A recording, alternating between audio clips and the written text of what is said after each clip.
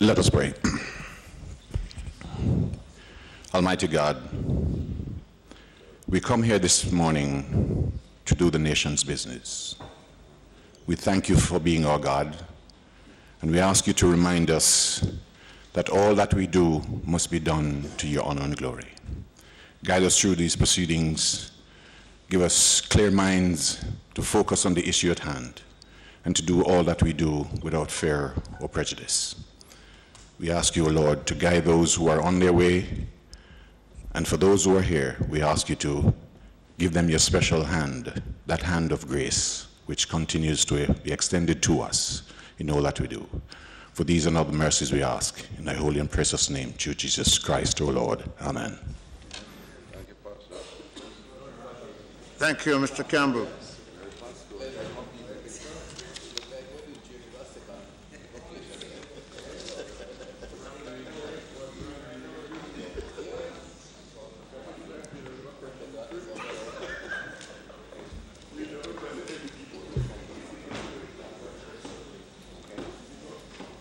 We are going to give some time to those who need to be seated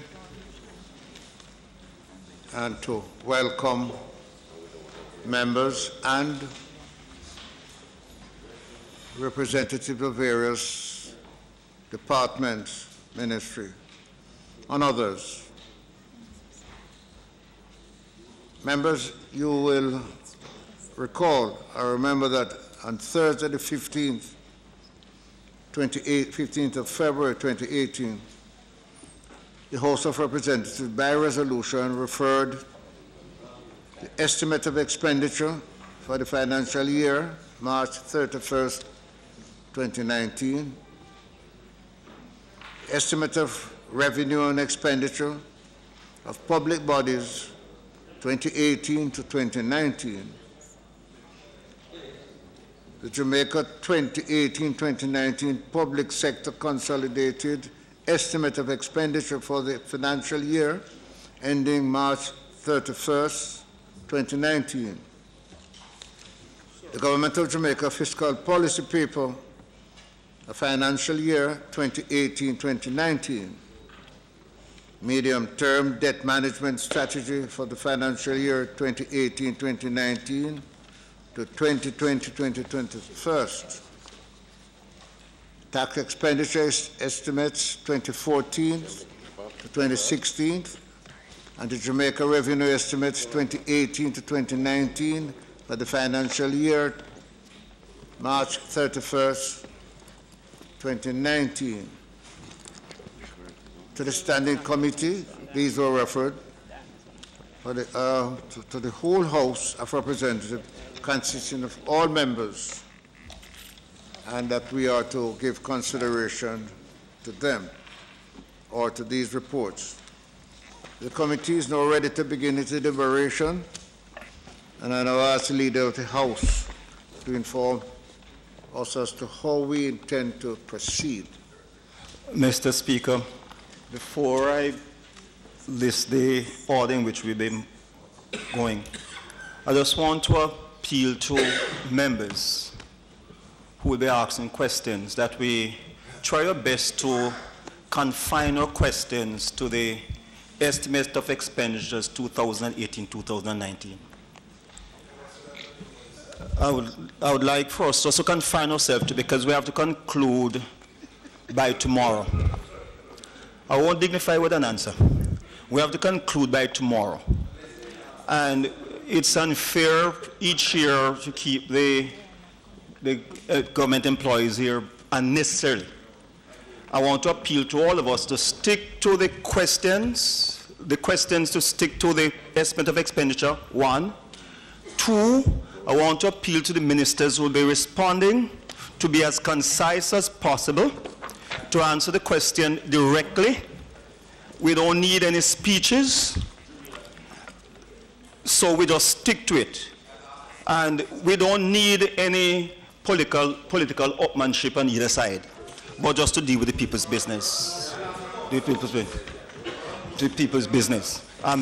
Mr. Speaker, will take today the Office of the Prime Minister, Office of the Cabinet, Ministry of Finance and Public Service, Minister of Tourism, Ministry of Economic Growth and Job Creation, Ministry of National Security, Ministry of Justice, the Attorney General's Department, Ministry of Health, Ministry of Science, Energy and Technology. Tomorrow, the Ministry of Industry, Commerce, Agriculture and Fisheries, Ministry of Education, Youth and Information, Ministry of Labour and Social Security, Ministry of Foreign Affairs and Foreign Trade, Ministry of Transport and Mining, Ministry of Culture, Gender, Entertainment and Sports, Ministry of Local Government and Community Development. I'd suggest, Mr. Speaker, that we ask questions when it comes to the ministry, instead of page by page. We just pose a question to that minister as it relates to the estimate of expenditure, and then we put the pages. So we should have ourselves prepared at the question we need to ask, because we should have already gone through the book, and we just put our questions, and then we can just put the pages. Mr. Chairman? Mr. Chairman? Mr. Paul. Yes, Mr. Chairman, the opposition wishes to cooperate fully in these proceedings, and we have so ordered the way we will approach the issues that arise from these estimates. But I should point out, as the acting House Leader has mentioned about timeliness, we are now at 10:46, and we are scheduled to start at 10. So I think, for good order, some explanation should be given and an apology for the delay in the start. You know, when we meet as a House of Representatives, we are meeting on time these days, and I must again commend you. But for our committee meetings, we need to ensure, especially the Standing Finance Committee, that we should really be starting on time. I hope tomorrow morning we'll commence at the 10 o'clock hour. But I would certainly like to know, why are we so late this morning? Well, let me advise you that members were here, and they advised me that they were doing some review on matters that we did not necessarily have to convene for it to happen. So Minister of Finance was here, the House Leader was here, and we were discussing procedures relevant to the House. On other matters, we can convene and then proceed to do that if you so desire, but I think it will be much tidier, since persons who are not necessarily members of the House had to have some discussions. But let's proceed. It would have been good, Mr. Chairman, if I, as the Leader of Opposition Business, was informed. Yes, and I consider that something that I should have done. And so next time I'll make sure I bring you up to speed on that. Mr. Speaker, may I also add that at 2 o'clock the Standing Finance Committee will break for the House to convene to deal with the report from the Auditor General's Department.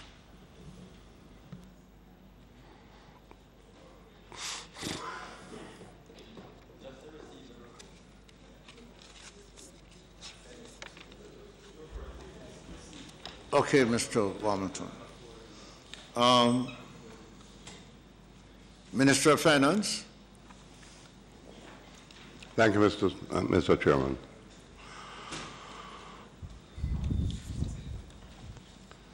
Good morning, my colleagues. The Standing Finance Committee of the House has for consideration the following documents with respect to the budget for fiscal year 2018-2019.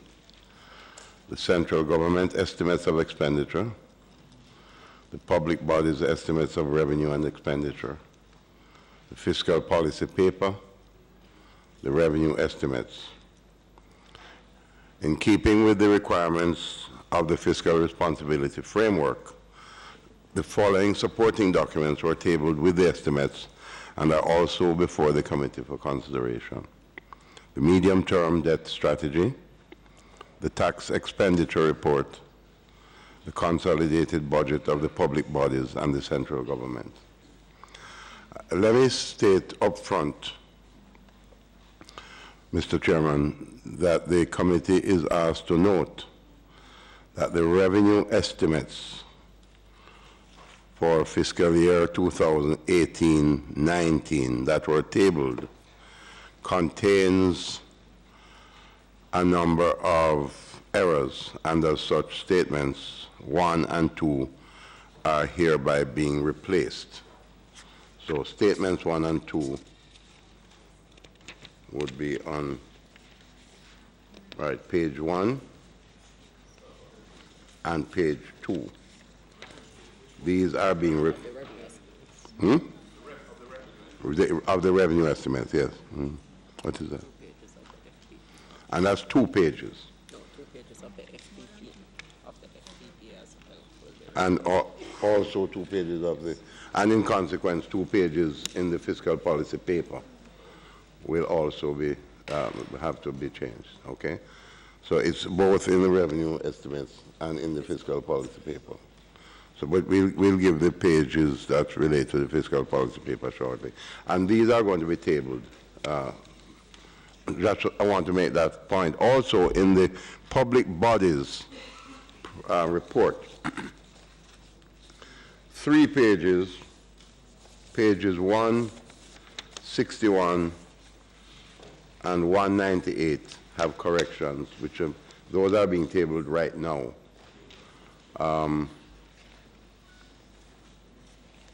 And just to point out that in relation to the first page on that public bodies document, in the 3rd paragraph where it makes reference to the total gross, the gross assets of our public bodies,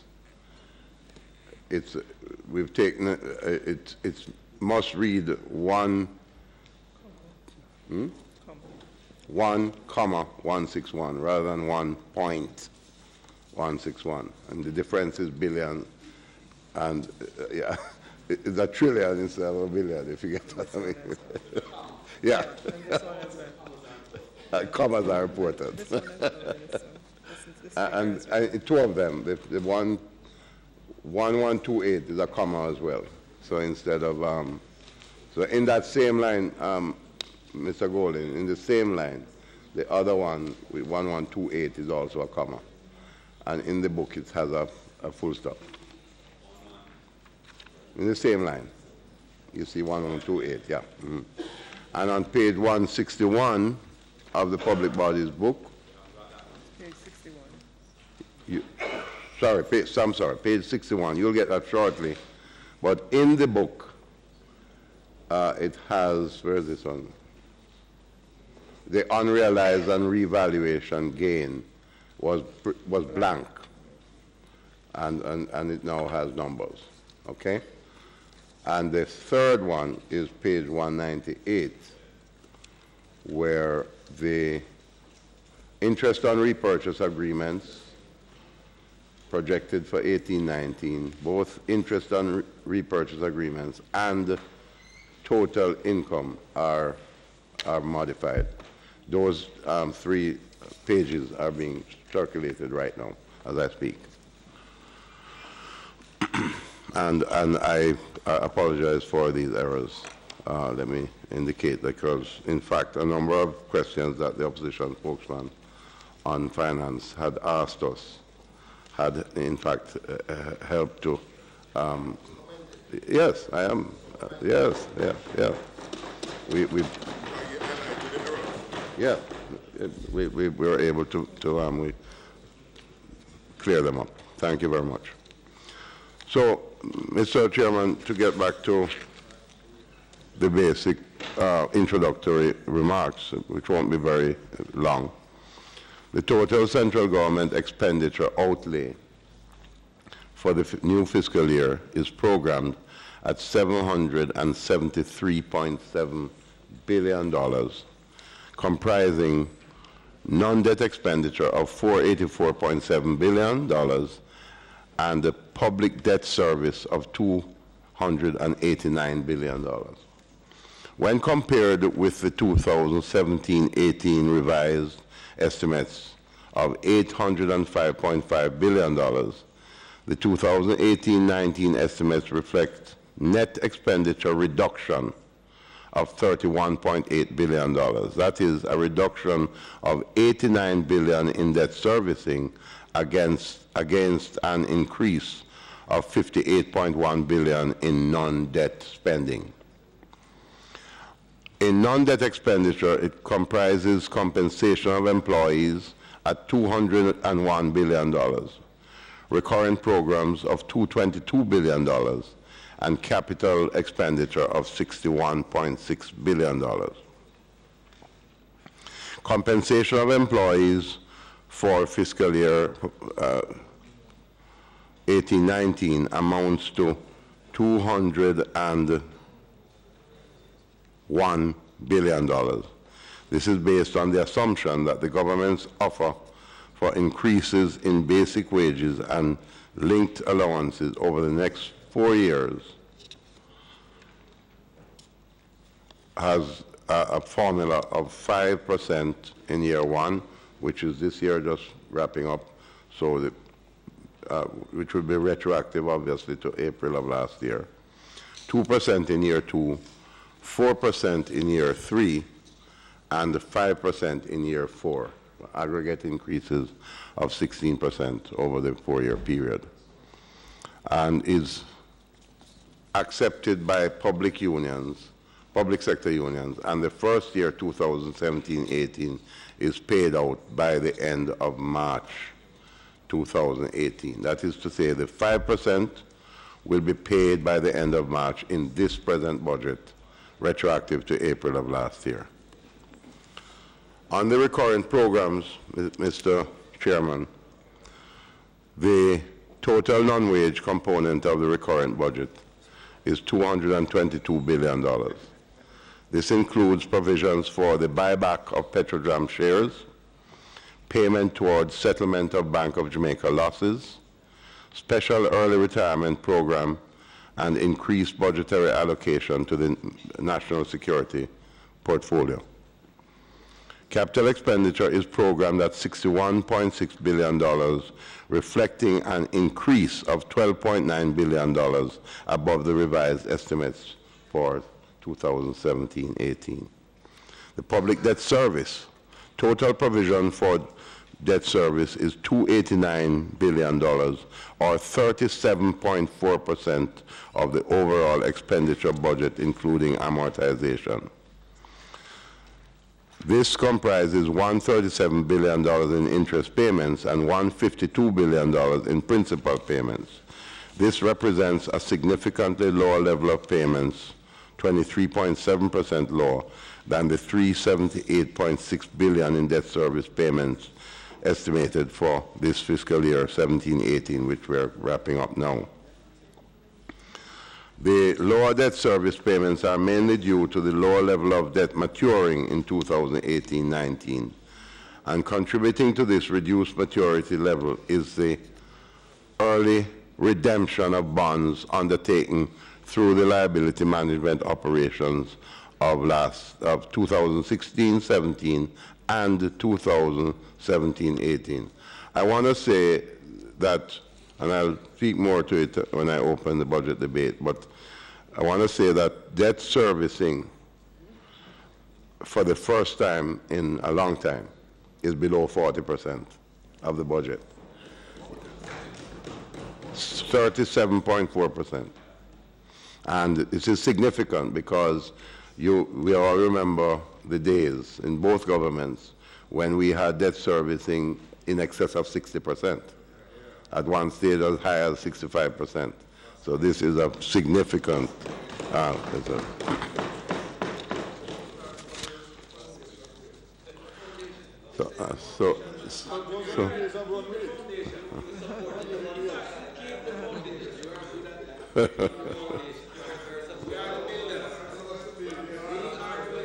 Where's the building? Jamaica only love building. Where's the building?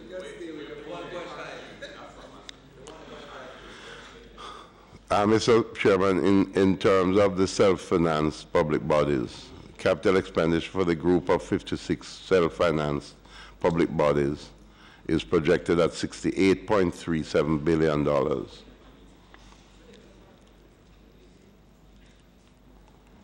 4 of these bodies, namely the National Housing Trust, $33 billion, National Water Commission, $6.67 billion, Port Authority of Jamaica, $6.83 billion, and Petrojam, $7.95 billion, account for 80% of the planned expenditure. And this is a new high for the NHT, projected in a single fiscal year of $33 billion, significant. Net flows from the public bodies to the central government are projected at $57.3 billion, resulting from $71.4 billion of transfers to the government and $14.1 billion transfers to the public bodies. So, Mr. Chairman, this ends my brief opening, and I think, as customary practices, that you allow for the opposition spokesman of finance to say, to give his remarks, and then I'll take questions. Thank you, Minister. Mr. Chairman, may I proceed? Hold it. Thank you, sir. Mr. Shaw, this is, as you know, my first stint at this particular role. And arising from your remarks, I would say that what Jamaica is enjoying in this regard is the continuity of the prudent management of the economy, which began really under our administration in 2013 and which has been continued by you, and we appreciate that, sir. And we commend you for that continuity, because that is that continuity which is engendering such confidence as there is in the overall economic program of the country, and that is very important in terms of trying to achieve our overall national targets. As you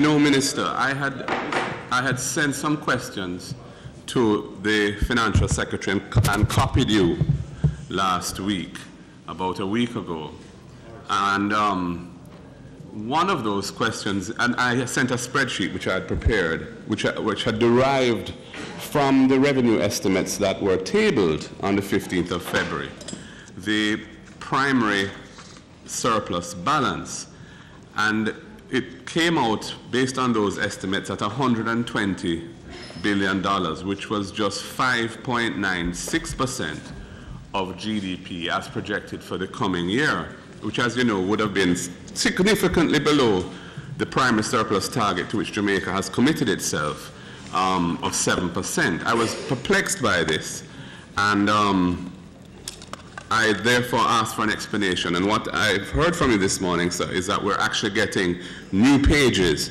for the revenue estimates. I haven't yet seen those new pages, sir, and to an extent that puts me in an invidious position, because a number of my questions for you this morning are derived from the revenue estimates, not all of them, but some are. And given that they are being replaced by corrected pages, which I have not yet seen, it is going to make my job somewhat harder than I would have liked. But I think this is important. That was, of course, a major discrepancy, given how central the primary surplus target is to the overall future of the country and the overall economic and fiscal accounts. So I'm happy to see that we are going to get corrected pages, though I would have preferred if we had seen them before the deliberation started this morning. Those are my opening remarks, Mr. Chairman, and if I may then, if the procedure permits, if I may then proceed to specific questions. Is that in order, Mr. Chairman? Yes? Minister. Okay. Yeah. Mr. Golden. Fine, but as I said, the corrections are on their way. And of course, the Minister of Finance won't be taken first anyway. So we're going to have the DG, the Prime Minister's office, and so on, and tourism before we get to finance. So you'll have a little time to to have a look at it, okay? But I do want to say something, though, that in the fiscal policy paper on page, part 3, page 31, the primary balance projected for the new fiscal year is $141 billion, not $120 billion. Yes, and I pointed that out as well, and I wanted that discrepancy explained. But because the revenue estimates went into the revenue numbers in greater detail, I was concerned because the fiscal policy paper is more a summary on that aspect of things. So, So which is why the corrections are coming, both to the revenue estimates as well as to the fiscal policy paper. Okay, so that having been said then, Mr. Chairman, if we could proceed then with the agenda list, which is begins with the office of the Prime Minister. No. No? What does it begin with? Lois? That's what it says here. No, we start with the Governor General's office. No, but we have a... Well, I'm sorry, I was circulated a list which you read from, actually, this morning. But it's understandable. It's okay, I'm not making a big issue of it. the Parliament, all the General, and those are taken before we reach the Cabinet and the Office of the Prime Minister. Yes. Well, Mr. Chair, I have no questions on those estimates. The Okay, so let's just get let's get to. Nothing jumps out. So on the Governor General, that nobody has any questions on how the, okay, so what's the procedure? You just take the head? The Speaker will put head 01,000, there are no questions, then Parliament 02,000, Public Defender, and the different pages in that. I'm sorry? He'll put the pages for the Governor General 01,000, House of Parliament 02,000, Public Defender 03,000. So Golden, are you... No, he was asking down there. Are you satisfied we can put the page 1 to 3? Yes, sir. Yes, we can. Mr. Speaker, Mr. Chairman, 1 to 3 have to tell what heading that is. As I said, head 01000, His Excellency the Governor General and staff, pages 1 to 3. I put the page. Those in favor? Those against? Ayes have it. It says 02,000. It's a 2,000. 2,000, House of Parliament, pages 1 to 5. Those in favor? Those against? Ayes have it. 3,000, Office of the Public Defender, pages 1 to 2. Those in favor? Those against? Ayes have it.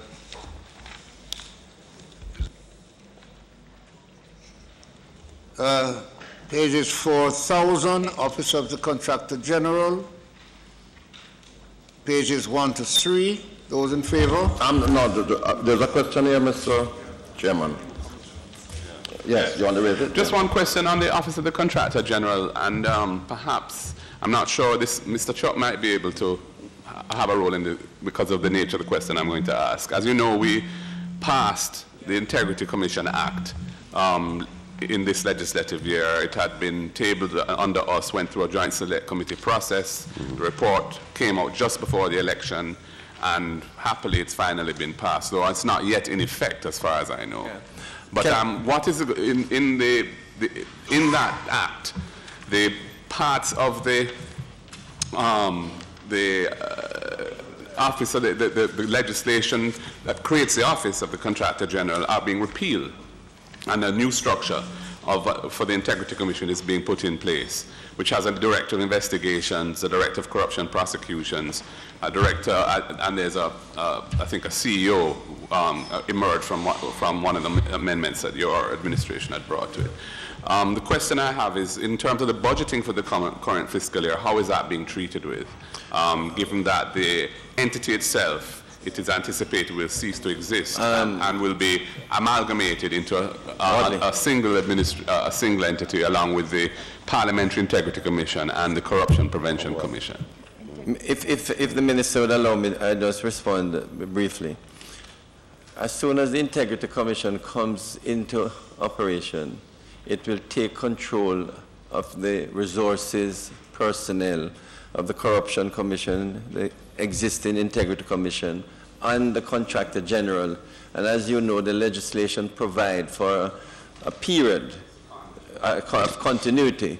So the question of additional resources would not come in until perhaps way into the fiscal year, by which time I suspect further funds may not be needed until the next fiscal year.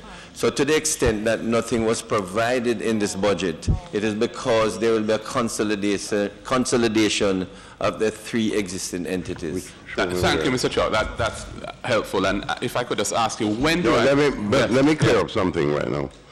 For the preliminary work of the new commission, the financing for it is in other houses of parliament. Okay, so there's a provision made for the initial, but eventually, as you know, this merger will take place. And one anticipates that eventuality will occur fairly soon, I believe. Well, I am waiting. When do you anticipate that the act will be brought into effect? Well, I must tell you, I even have the notice for it to come into, but I am waiting on the naming of the commissioners. When do you think that process will finish? In short order. It's not my, it's for the GG, not for me. It's for the GG. It's for the GG to make the announcement. Thank you. Thank you. So that on page 2005 of our Houses of Parliament, you see expenses for the Integrity Commission is listed there. Okay. 2005 on the Houses of Parliament. Okay. Carry on, Chairman. Mr. Chairman, put the pages Office of the Contractor General, please. Head 4,000, Office of the Contractor General, pages 1 to 3. Those in favor? Those against? The ayes have it. Do we go to the Auditor General? Page 5,000. Mr. Chairman, I'm going back to a question I've been asking for the past. This is the 6th sitting of the Finance Committee. I'm going to be asking this question. I've asked this Finance Minister twice, and I've asked the Finance Minister in the previous administration 3 times. So I'm going to ask this Minister the 3rd time. The question I asked first, then I follow up another question. Who audits the Auditor General? Right from the estimates. You said so that you want to stick to the estimates. Come on, be consistent. I am dealing with the audit here. I'm dealing with the expenditure there, and this comes into it. 0501.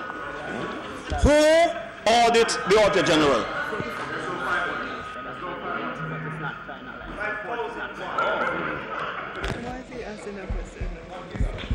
Okay, the answer is the Ministry of Finance audits the Auditor General.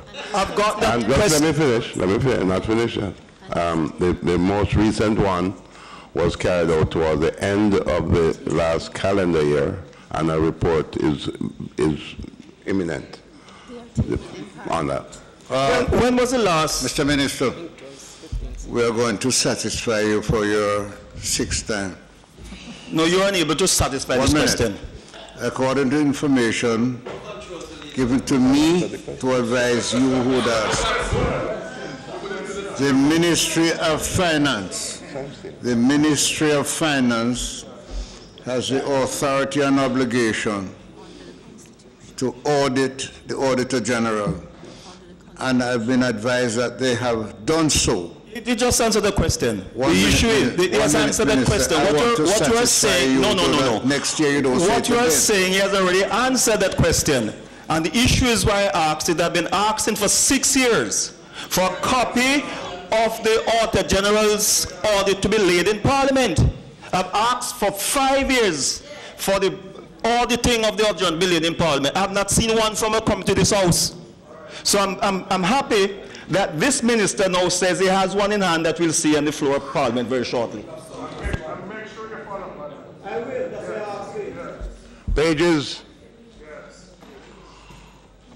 Minister of Finance, will you, for the next return to this Parliament, supply us with a copy of your audit? When it is ready. So that we can lay it When it is ready, yes. in Parliament Yes. to satisfy the House Leader. And so we go to page 5,000 for the Auditor General, pages 1 to 4. Those in favor? Aye. Those against? The ayes have it. Head 6,000, Office of the Service Commissions, pages 1 to 4. Those in favor? Aye. Those against? Very low aye has it.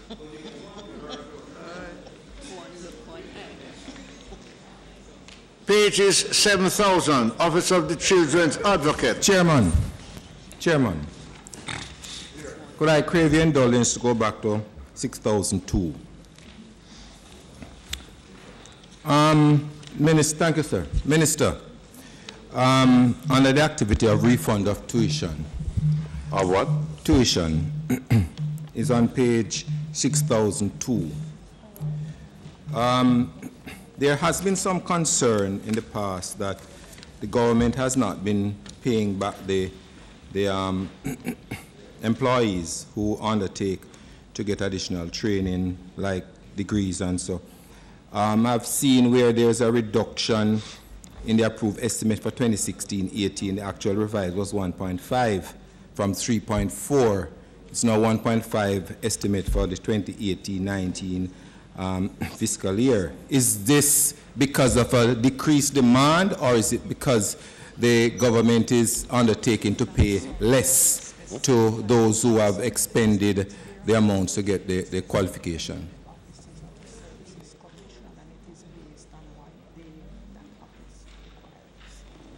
Okay, this figure is directly related to the Office of the Services Commission, and it's just based on the demand.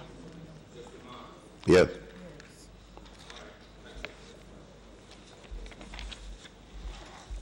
Are you okay, member? So we can proceed. Children's Advocate. Members, before we take the item Office of the Children Advocate, I want to ask your permission to advise you that I should have recognized 50 students and 5 teachers from the Anoto Bay High School that is watching.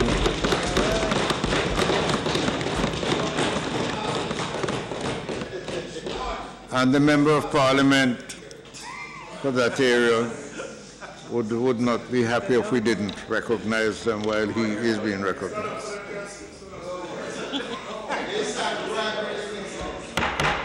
Order. Office of the Children Advocate, pages, head 7,000, pages 1 to 3. Those in favor? Those against? As of it. Head 8,000, Independent Commission of Investigation, pages 1 to 2. Those in favor? Aye. Those against? As of it. We need to get them Head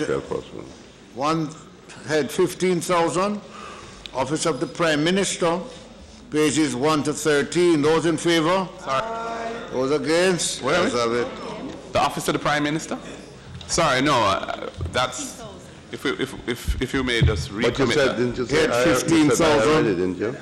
He said aye, you said aye. As you know, it was the first item Would you on like the list. me to recommit that for you, sir? Mr. Golden, are you seeking a recommittal? Of those pages, yes, please, sir. If you've... Which page? 15,000. Office of the Prime Minister.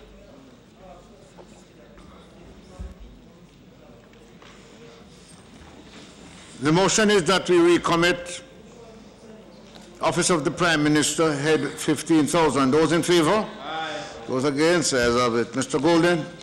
Thank you, Mr. Chair. Just 2 points on this. In the revenue estimates, in Statement 2, which I don't believe is a page that's being changed. Page 2, yes. Page No, 2. Statement 2, which is a list of non-tax revenues.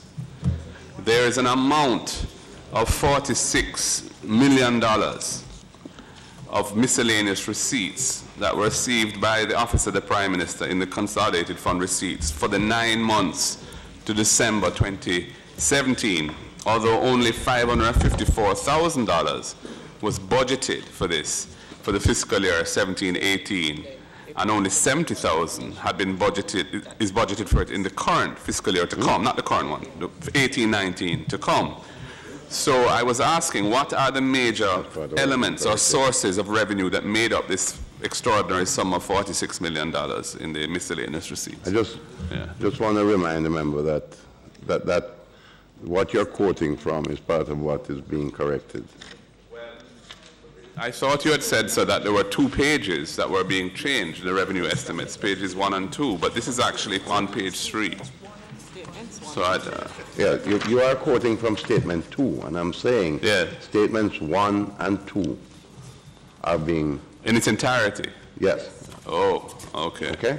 I see. Well, that but could I ask... Yes, we'll have to. Could I ask... Yeah. Go ahead. You, Mr. Chairman. No, you are not the chairman yet. No, I can allow you. I have to. I mean, this is a problem. Dr. Phillips, you wish us to recognize that you have just arrived? No, I was seeking your attention, but you were diverted elsewhere, Mr. Chairman. So I said through you to the chairman, to the Minister of Finance, and I had to indicate, quite frankly, that it needed your concurrence, which I'm sure you are going to graciously grant. Go right ahead. Thank you. But before you ask your question, I want to say that part of the answer, though, to your question is that some funds came in from the Spectrum Management Authority. That explains that difference in the amount of money. Oh. Yeah. Okay. Would that relate to carousels? Would that relate to the carousel transaction? Can't say. Oh. My question was, given the revenue estimates and the adjustments which you say will be made, what particular impact, if any, will that have on the considerations of the Auditor General? She had a fiscal policy paper, and the fiscal policy paper embodied some of the erroneous statements in this. Were the changes that you're going to give us communicated to her before? Yes, let me indicate that that by and large the correct information was actually in the fiscal policy paper that the Auditor General reviewed. By and large, yes. It is the revenue estimates that were wrong. Yeah. Thank you. One other question for me on the OPM, sir, if I may. The budget for the Office of the Prime Minister is forecasting expenditure of $7.15 billion over the next 4 years. That's from fiscal year 18-19 to fiscal year 21-22 for the NIDS program, of which for this coming fiscal year, the forecasted amount is 1.25 billion out of the 7.15. And I see that the total expenditure on NIDS is expected to be $8.825 billion over 6 fiscal years. And of that 8.825 billion, 8.5 billion of it is being borrowed from the Inter-American Development Bank. And the question really is, has an independent assessment of the economic impact of that expenditure been done?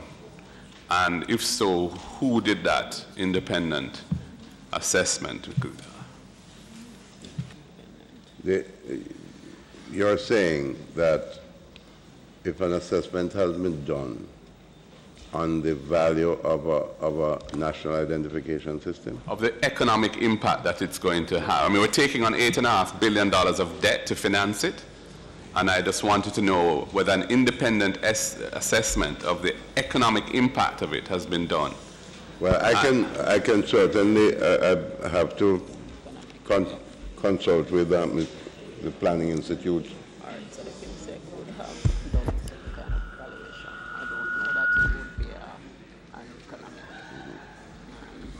What I can say is that the PIMSEC, Public Investment Management Secretariat, would have done an assessment of it, of that expenditure and the loan. But that is part of their work.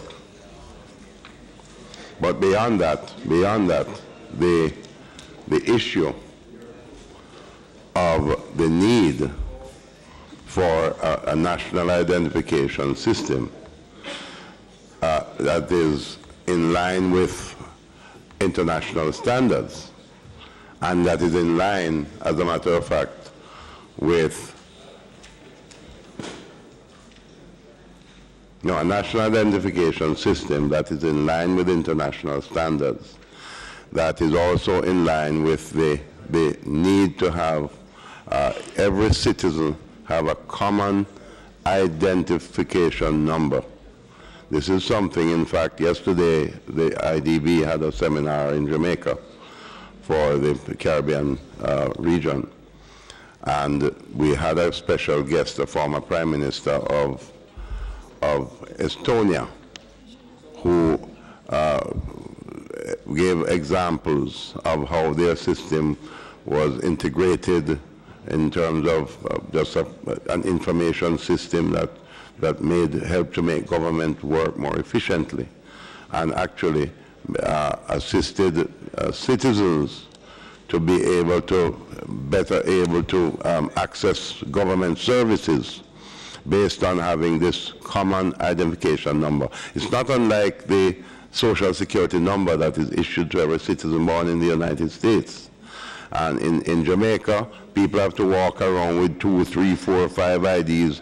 Well, you have a taxpayer registration number, you have a voter ID number, you have a national insurance card number, you have your driver's license, you have a whole 5, 6 different cards in your in your pocket, right? We're trying to substitute all of that with one common identification number. That's what the need is all about. I appreciate that. I mean, of course, the Social Security number in the U.S. is not an ID and is not backed by biometrics. And I believe the Estonia situation had some hacking problem. It was in the media. But anyway, we're not here to debate. It's not here to debate the needs. I just wanted to ask if an assessment of the economic impact of this large borrowing of money to finance that program had been done, and you've answered it, so I'm saying the PIMS would have looked through it. So I'll do further consultation with PIMS so I can get some more information and provide it for you. Thank you, sir. Okay? Thank you very much. Yeah. I don't have any other. Oh, question for in the OPM budget, is anything there for the re-verification of the voters list in the coming fiscal year 18-19? No, there's nothing there for the re-verification in this coming fiscal year. Mr. Chairman, Mr. Chairman, just as a follow-up to that, I want to quote from an article in 2015. A senior member of the parliamentary opposition is alleging that the government's failure to provide the Electoral Office with money to purge the voters list is part of a strategy to win the upcoming general elections. The senior opposition member said there is a need for a complete re-verification of the voters list. According to that senior member, there is no question that the voters list is padded with thousands of people who are either dead or have migrated. He asserts that the failure of the government to pay for the complete re-verification of the voters list is part of a plot to win the next polls. I am quoting from an article on August 24, 2015. The senior member of Parliament is a member from Northeast Manchester, the current Minister of Finance, who came here 2 months ago when we were doing the supplementary estimates, gave a commitment that monies would be provided to start the re-verification of the voters list. He conferred with the then Financial Secretary, made a commitment here, and now we are seeing that there has been no allocation made, and it is clear that the government has no intention of moving ahead with this re-verification. So I would like to ask, the 700 million was in there, but taken out. So I want to know what is different that this senior member in 2015 felt so passionately and so stridently about and now has reversed himself. Just like the banking fees was strident in support of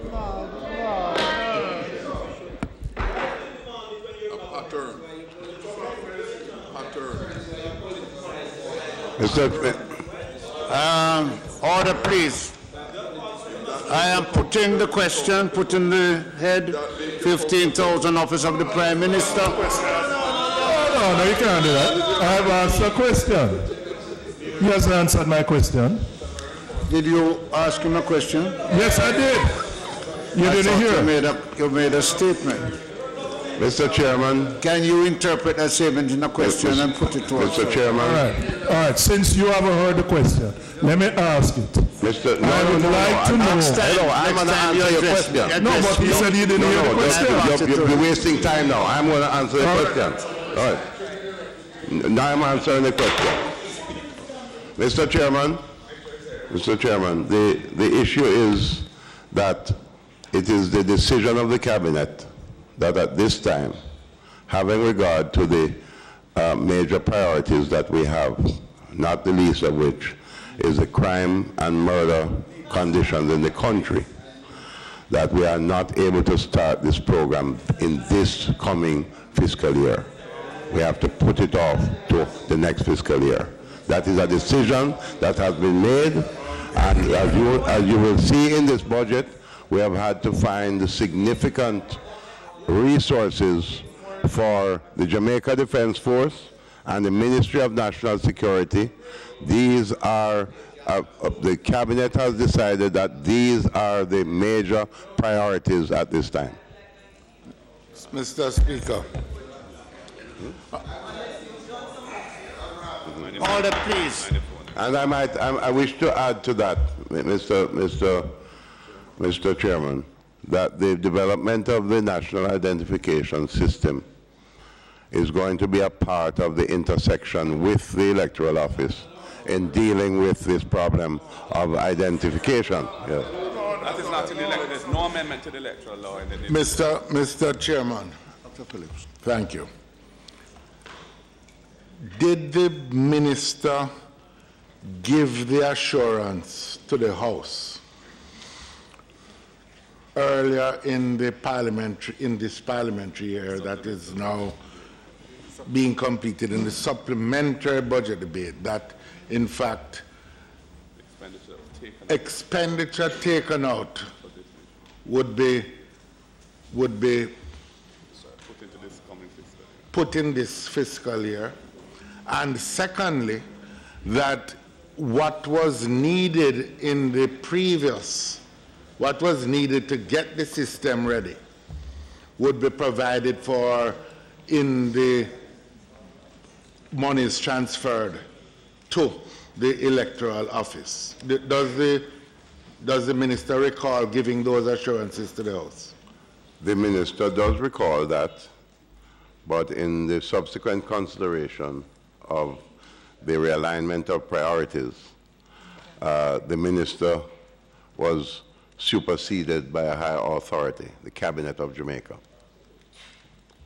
Mr. Mr. Chairman, this goes to the heart of the respect given to the Parliament and to the issue of what reliance can the Parliament place on the assurances provided by a minister. Our Constitution. Yes, of course it does. Mr.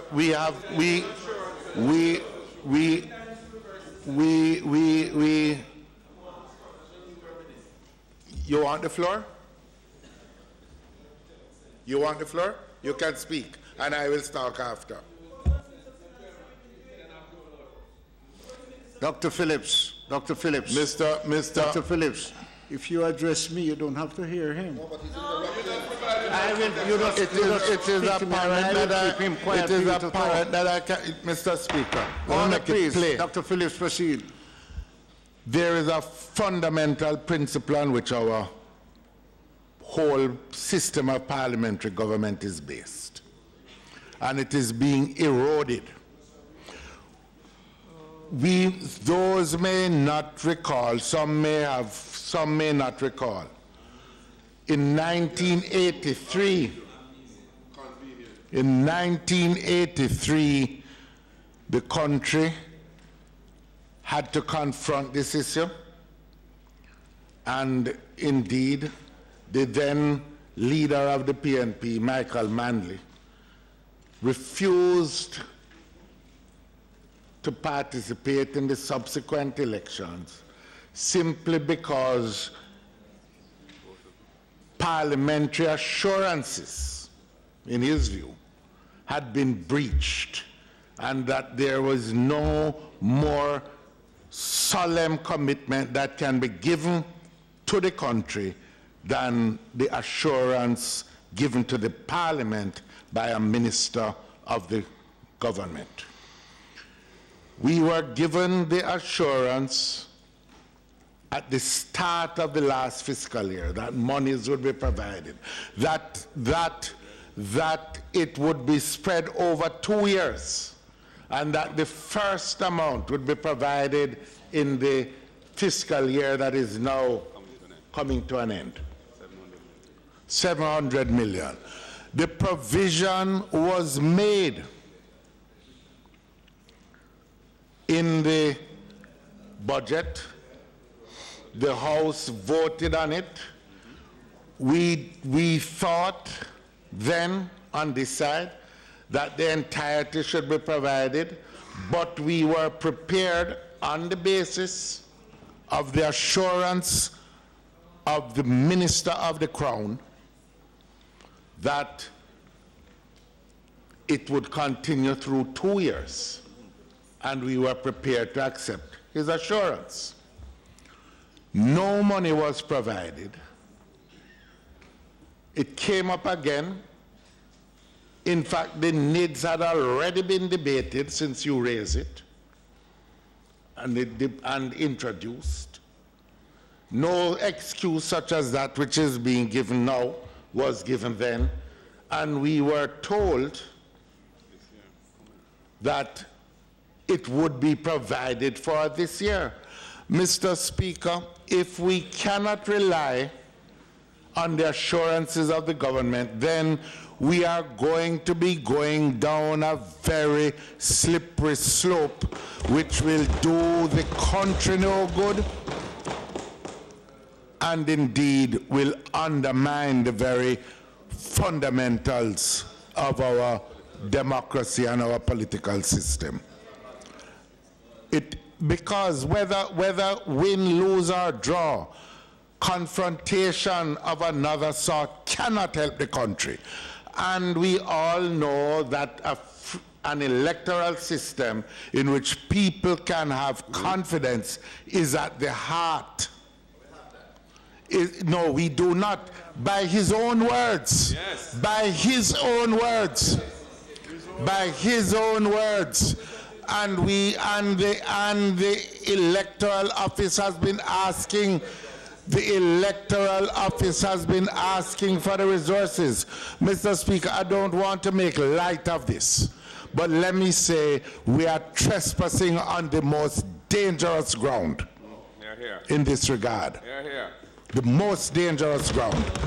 May I say it? Mr. Chairman, I just want to repeat that the Cabinet of Jamaica, in considering this budget, took the decision that the priority had to be given to national security and the rule of law. National security and the rule of law. Absolutely. And we're not ashamed of that. I want Phillips, to, 1 minute. and Mr. Chairman, I don't want this to be a contentious matter. But since the leader of the opposition the leader of the opposition is so tuned into history. Yes. It's important to note that when a partial re-verification exercise was done in 2004, it was due to be done again in 2014. He was the Minister of Finance at that time and could very well have done it at that time.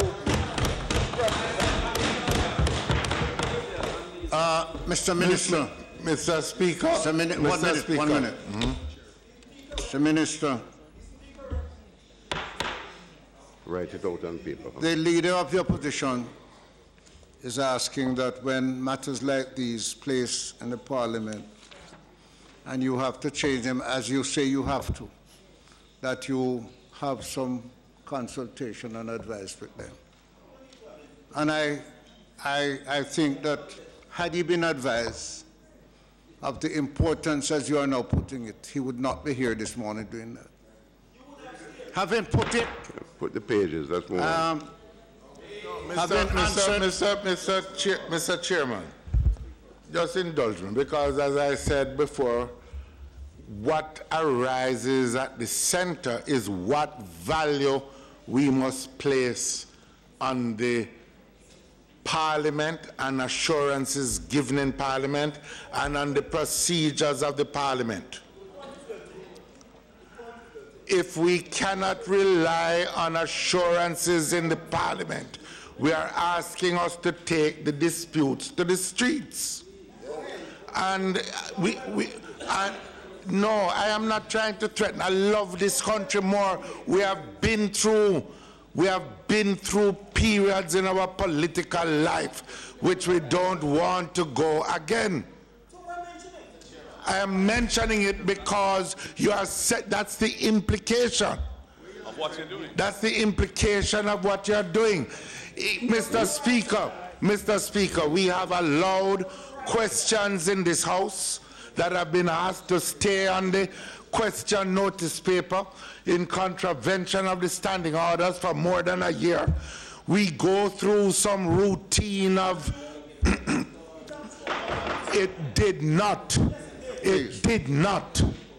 You can go and get the records. Parliament is being treated with disrespect. The assurances of ministers are not worth anything. And if the parliamentary democracy cannot work, then something else is going to have to cause good sense to return. Mr. Speaker. I am not threatening, Mr. Speaker. I don't want our parliamentary democracy to break down. Mr. Speaker. But if a minister of government gives an assurance to the House is entitled to rely on it. Mr. Speaker, thank you. I think the members was an attack on the Minister of Finance is grossly unfair. The cabinet of the country has a responsibility to examine its revenue at all times. The cabinet is responsible to decide on the expenditure program. And at a time when we have we're going through a series of fiscal program that was started by the government. We have to maintain certain fiscal balances and therefore make priority assignments. And that responsibility remains a cabinet responsibility.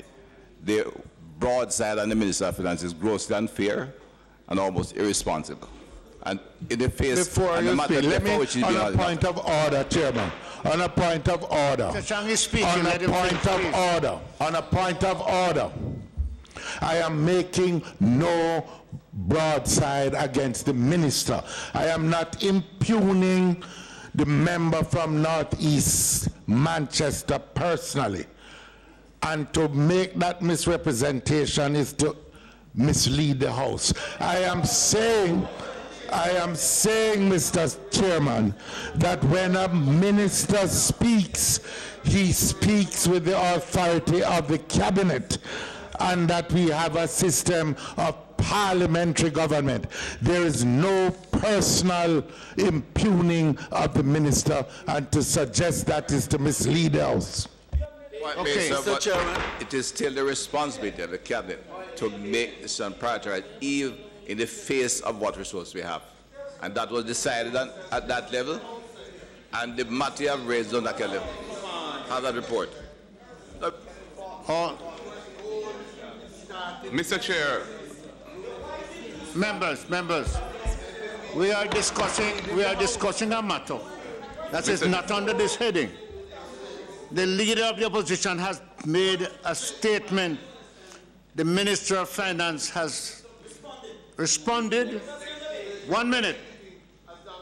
I have gone further to recognize the statement from the leader of the opposition and one from the Minister of Finance. In addition, Dr. Chang has just added, and I make one order, please. Make one request to preserve the sanity of the House. When the government has to take certain action in national interest, it is important for us to advise the other side so that they too can understand. Now, I'm not going to continue discussing this one item. It is not even under the heading that we are discussing. But I'm going to take one more remark from Mr. Golden. Yes. The point I was going to make was just to reiterate the fundamental issue, which is that when a minister speaks here and gives an assurance to the Parliament, the system of government that we have assumes that he does so with the authority of his cabinet, especially in the context of a supplementary budget debate where the assurance is given by the minister responsible for finance. It is so to say that this is some sort of capricious thing that a minister can do that is subject to the cabinet subsequently making a complete turnaround really undermines the system of government that we have. Mr. Golden, Mr. Chairman, order, please. We are repeating what was just said by the Minister of Finance. And I have gone further to say, from time to time, the government may have to make changes according to priorities. But you must advise. But you must advise the other side so they can know. And I wish not want to go on any further with this. Dr. Phillips is correct, and the Minister of Finance is correct. And I am saying, and I'm putting heading 15,000. Chairman. Pages 1 to 13. Those in favor? Those against? Chairman. Like me to recommit? Chairman. You like me to recommit? Yes. You have something you further want to say? Yes. I had that up, Chairman. Thank you. Dr. Guy has a motion for the recommit. Members. We have a group of students who came here to learn parliamentary procedure. And I'm going to ask both sides. No, talk to him. I don't, Minister. Thank you very much, Chairman. I'm going to ask us to carry out a standard that the report of these students will be something they can appreciate. And I'm going to ask both sides. I'm going to ask Dr. Guy. Huh? Yes, sir. Thank you very much. We have just one question, Chairman. Pages 15,000, Office of the Prime Minister. You have a question? I do. On that to the Minister of Finance. Yes, Chairman. Thank you. Minister. Minister of Finance. 15,004. I see where the Economic Growth Council, has it been relocated from the Office of the Prime Minister? Has it? And if it has, where is it located now? And if not, what is the budget for this EGC for this year? Because there's nothing in the book here, unless you can point me to another area. No, if it has been moved, it would be in the Ministry of Economic Growth and Job Creation, which we will get to later. It's there. Mm-hmm. It would be or is there? Is it? Yes. Yes. Thank you. Yeah. Okay.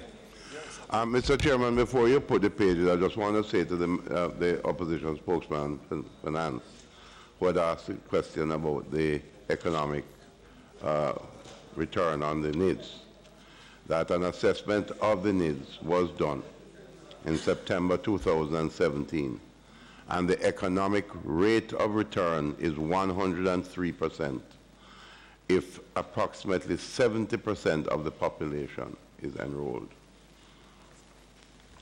and that these returns are expected to be seen after 3 years of implementation. The source of that was? The source of that data? Pardon me? The source of that data? Who came up with those numbers? The what? The source is PIMSEC.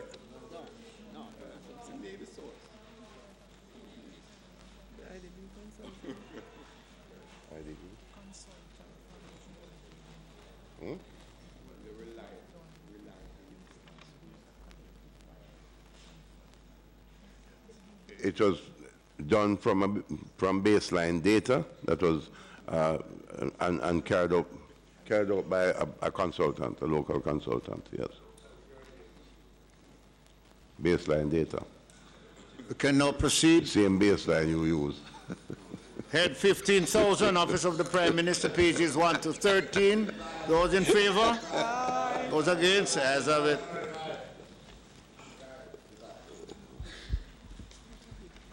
Mr. Phillips, what are you dividing on? You're dividing on the heading? No. Let me find out. Mr. Speaker, I would like to find out what you're disagreeing with. Yes, Mr. Speaker, it is our view order, please, that that head should have an inclusion for the re-verification process, and it is not there. We're seeing so much bushing work taking place. The blood of our democracy is far more important. The lifeline of our democracy is far more important. And we need to give it blood, we need to give it the oxygen. And the re-verification process is to do just that. So we are divided on this very important matter. Mr. Chairman, I believe that the procedure is not to divide, but rather, because we are in a committee discussing the expenditure, is that you move that this particular item, an amount be allocated to it, at which point you can then vote to say it be included or not, because that's the purpose of this committee. So it's not to divide. It's not to divide. Mr. Paulwell. Mr. Paulwell. So, Mr. Speaker, I would like... Yes, so, Mr. Speaker, we take the members' guidance. We are seeking an insertion, and we will go back to the 700 million figure for that to be reinserted now for the conduct of the re-verification that was promised by the Minister of Finance. Put that to the Minister. That is what I am. So you don't divide putting. and this, you put it to the Minister. We are and hear what the Minister has to say. No, but Mr. Speaker, Mr. Chairman, we have been arguing on this point for morning. The issue is that we are seeking, and by this I'm putting a motion for 700 million to be reinserted or to be inserted in the budget of the Office of the Prime Minister to conduct re-verification.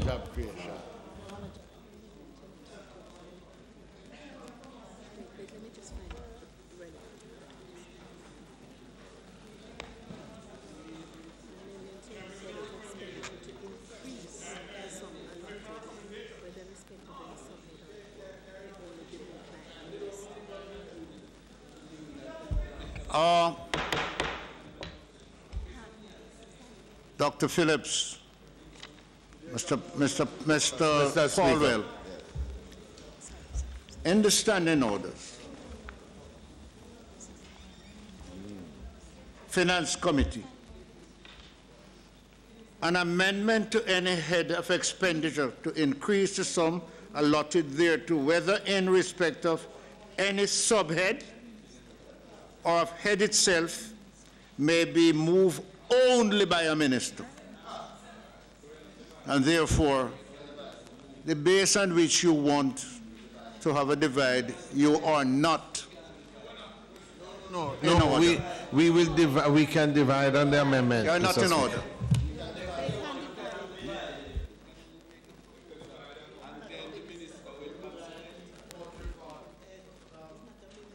Mr. Paulwell, you can have a division, you know.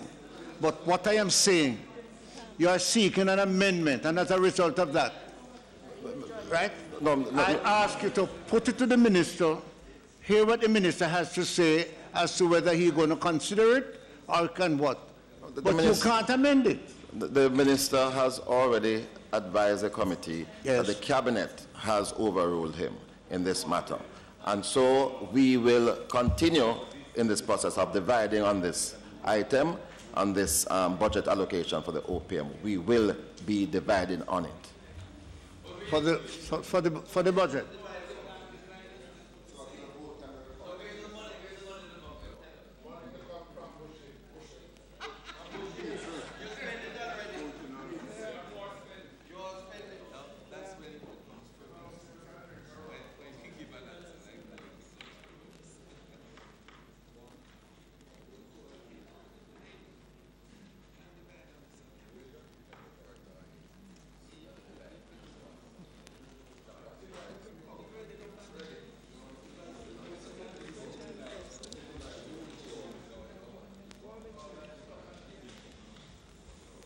Then go ahead and we have a normal.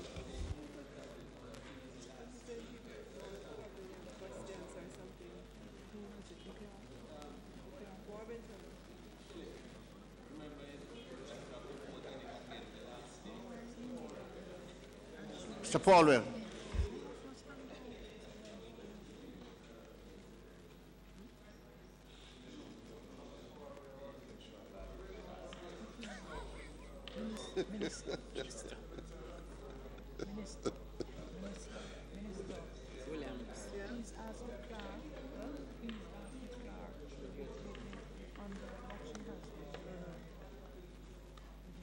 I'm in the pages.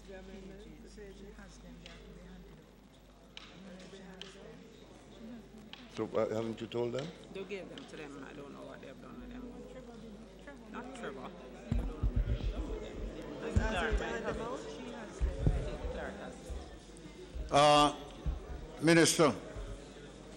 Minister Shaw, I have been advised that the opposition intends to oppose the provisions for the office of the Prime Minister. And therefore, I have headed 15,000, 15,000A, 15,000B. No, 15,000, put them separate. 15,000 first and finish with it, and then you go on to A. I'm going to put all three headings. Do them separately. I'm going to put all three headings, and we're going to put them separately. What, 15,000B? I just want to be clear. I have some questions. You have already indicated you're voting against them. No, sorry. I'm seeking clarification. No, I heard you say the heading's 15,000B, and I'm saying I have. You didn't say that.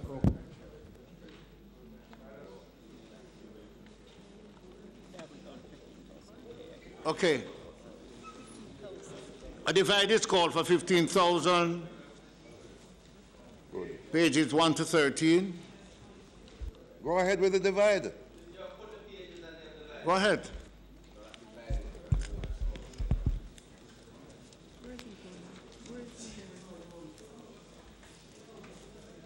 Okay, so what they're voting on is for the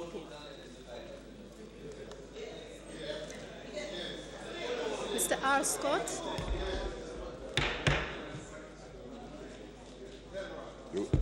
Our vote is no, So right? we're voting for this to go through. Huh? We're voting for this to go through. Our vote is no. I'm not, we want to make sure everybody knows the vote is no. Okay. Yeah. Yes or no? No. Members, there seems to be some confusion. We agree with what's there. We are putting 15,000 Office of the Prime Minister, pages 1 to 3. What is the question? Those in favor say aye, and those opposed say no. And so, divide, no. Those in favor? Aye. Those against? Divide. Proceed. Okay, Mr. R. Scott. Is he here? Mr. R. Scott is absent. Not seen him. Mr. Zand. Mr. Bartlett. Dr. Bloomfield. No. You don't say it for him. He's not here. Mr. Brown. Vote no. Mrs. Brown-Burke. Fraud. Mr. Buchanan.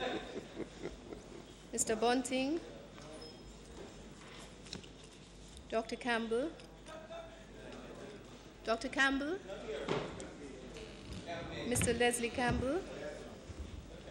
Dr. Chan. Mr. Chuck.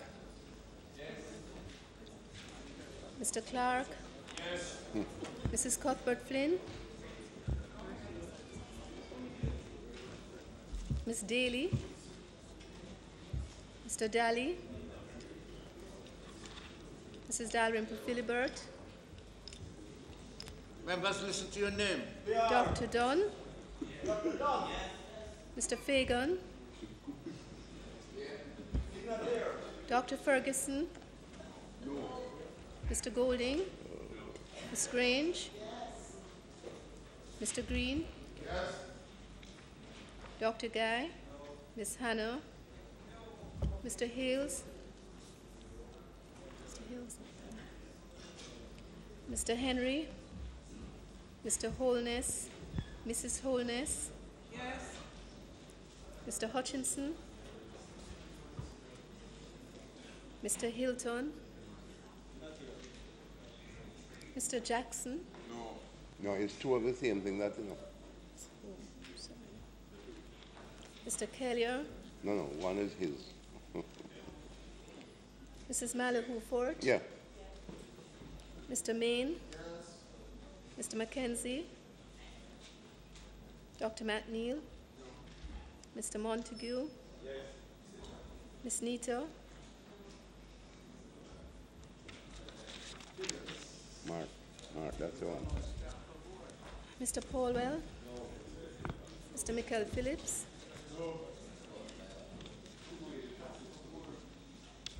Dr. Phillips. And then the other one you just Mr. Pickersgill. Mr. Redmond. Mr. Robertson. Mr. Robinson. Well, you guys Mrs. stop Robinson. doing that. Fraudulent. Mr. Samuda. Mr. Shaw. Yes. Mr. Spencer. Mr. Stewart. Mr. Terry Long. Reverend Thwaites. Dr. Tufton. Mr. Vaz. Mr. Dwayne Vaz. Mr. Warmington.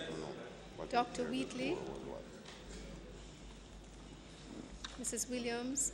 Yes. Mr. Whitto.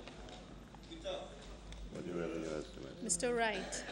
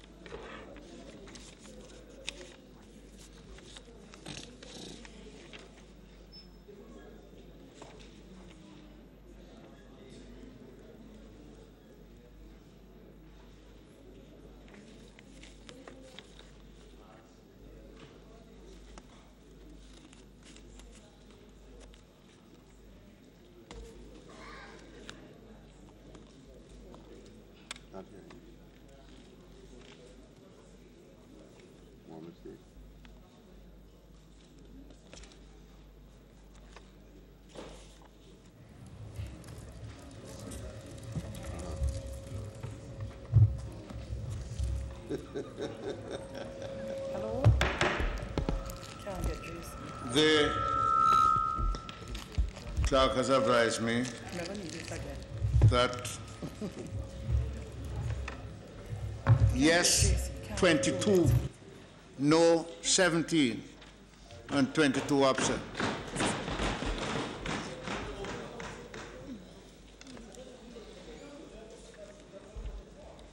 Head 15,000A, Office of the Prime Minister, pages 1 to 2. Those in favor? Aye. Those opposed? Ayes have it. 15,000B, pages 1 to 30. Mr. Speaker, Mr. Chairman, I have some questions. 15,000B4, the youth employment in digital and creative industries. This project started in 2015. It was under the then Ministry of Science, Technology, Energy and Mining. It has now surfaced in the Office of the Prime Minister.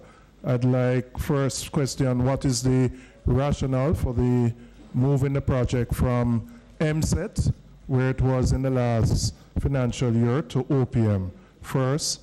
Secondly, is the whole project being funded by this particular project, which is a loan from the World Bank of $20 million US? Those are my first two questions. I have another one to follow after I've gotten those answers. Well, the first question is, why was it moved? It was moved by policy decision that it should be put under the Office of the Prime Minister. But there must be a rationale for that.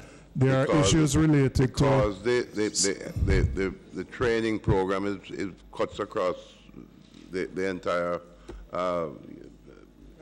government. So it's appropriately placed in the Office of the Prime Minister.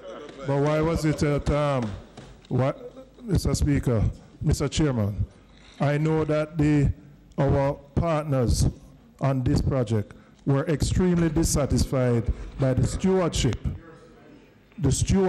under MSET of this project. And is that the reason why the project has been moved from MSET to OPM?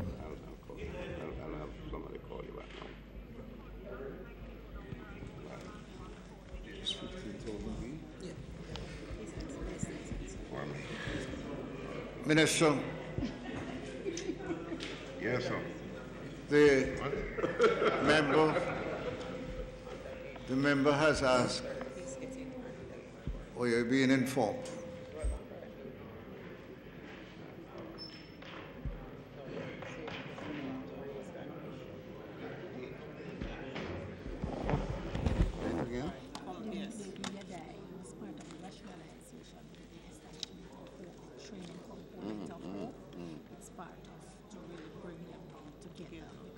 And then what about the money part? The money, it's what I didn't hear this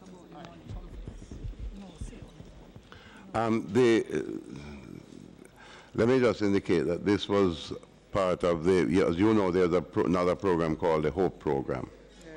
So the whole thing is being rationalized under the Office of the Prime Minister, as I said before.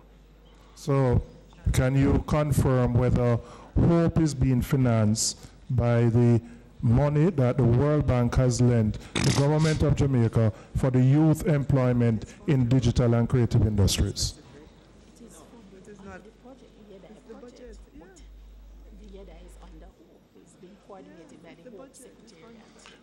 It is being funded, but this program is under the HOPE program now. So you're confirming.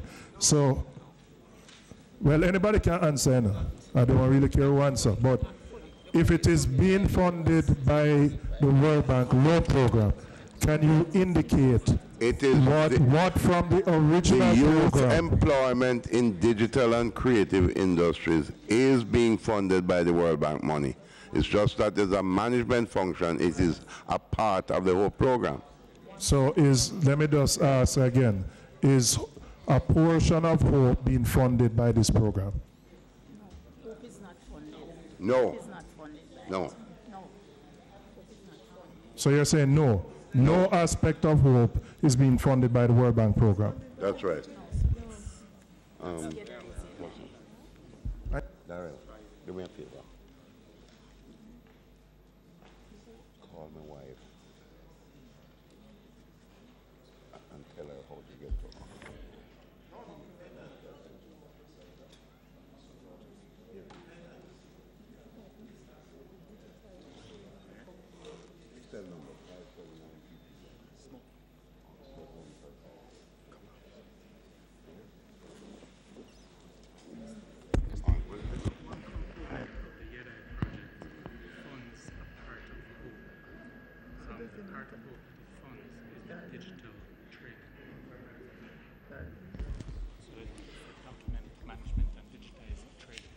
One component of the YEDI program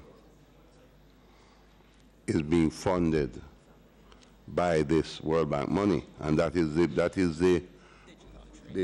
digital and creative industries training. It's specifically targeted and directed to that, although it's part of a total program called HOPE. Okay, but that money is directed to youth employment in digital and creative industries training. All right, so just to make sure I understand you, you said no aspect of hope is being funded by YEDI. Yes. One aspect, the digital training component of hope is being funded by YEDI, but YEDI in its entirety actually falls under the hope portfolio. All right, how do I say it again? YEDI falls under the Total Hope program, but this World Bank funding under the YEDI program is directly targeted at digital and creative training sector, okay? All right, let me go to 15,000 B5. Under physical achievements, establish a technology hub, SUJ, in partnership with LimeFlow and JN. Can you confirm whether that hub is still operational? It's not operational. Can you indicate why it has been closed down?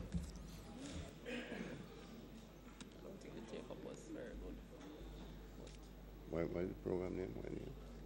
Jamaica.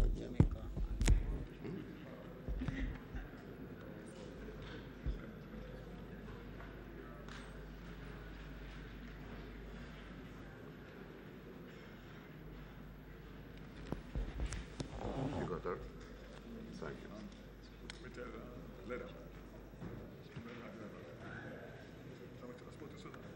Better than driving her. Did you speak to me? Can the media copies of the Sorry? Can the media copies? Media, the media, they can get copies of it. I don't know that we work for them. I'll have to ask them to provide. It's here. What's the answer?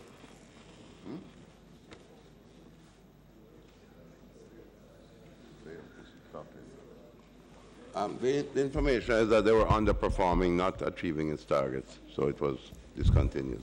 Mr. Chairman, let me remind this House. The Startup Jamaica program was established in 2015 as a means of supporting technology entrepreneurs who had good ideas but needed physical space and access to capital. When we left office in February 2016, the project was still operational. My information is the project has been closed since August of last year. No reason has been provided for the closure of this project, which has severely impacted entrepreneurs who are seeking a place and funding for their ideas. For the last 2 years that the project has been under MSET, they have not been able to keep the SUJ open. And I think it is just a case of gross mismanagement on the part of the persons who were put in charge of this program that they have allowed a project like this, which was started by 2 private sector partners. Jamaica National provided the space, Lime outfitted the equipment, funding was there available through the World Bank project, and it's just mismanagement why the thing locked down. It was one of those very institutions to which you mentioned, Jamaica National, that made a decision that they would not run it anymore. Listen, let me explain. Because the take-up was not adequate. Don't misrepresent them. Do not misrepresent JN. JN is up to the point that JN is trying to find an alternative way to ensure that the investment they have made doesn't go to waste. It is not JN that indicated that the project should be shut down. Not JN. JN wants their investment to be utilized. They spend millions outfitting 2 floors of the Duke Street building for it. And they still have a strong commitment and are looking for other partners because of the failure of the government to carry out their obligations.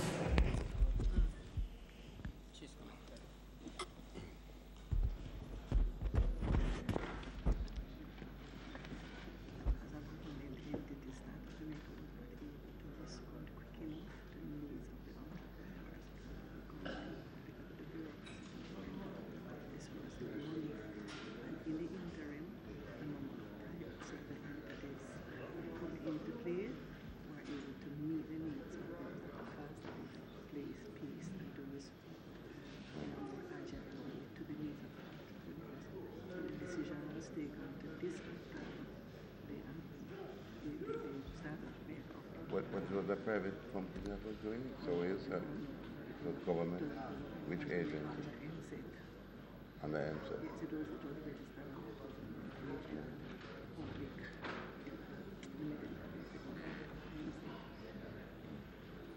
And then they would do it through Jamaica National. Jamaica National partners right. Invested money in cash and in kind, and then they provided the space for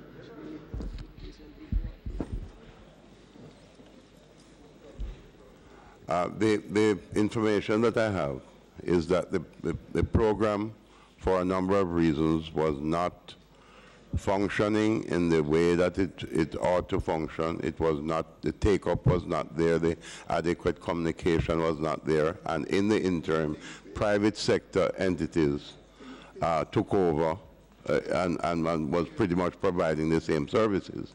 So it was decided to close it. Mr. Chairman, Minister, the whole thing has been mismanaged badly. The private sector partners whose investment can be taken up and moved still want to see the project succeed and are actually communicating with other partners. But my other question would Let me give the member that I'm going to take a personal interest in this matter as minister and look into it and get more details. Let me just make a point. It's not your time to speak. Chairman, let me make a point, and I might feel passionately about it because I was instrumental in starting this thing. For Jamaica to move to being a knowledge-based economy, you have to have institutions that support people who have good ideas but don't have access to capital and don't have the physical space. That's what Startup Jamaica was.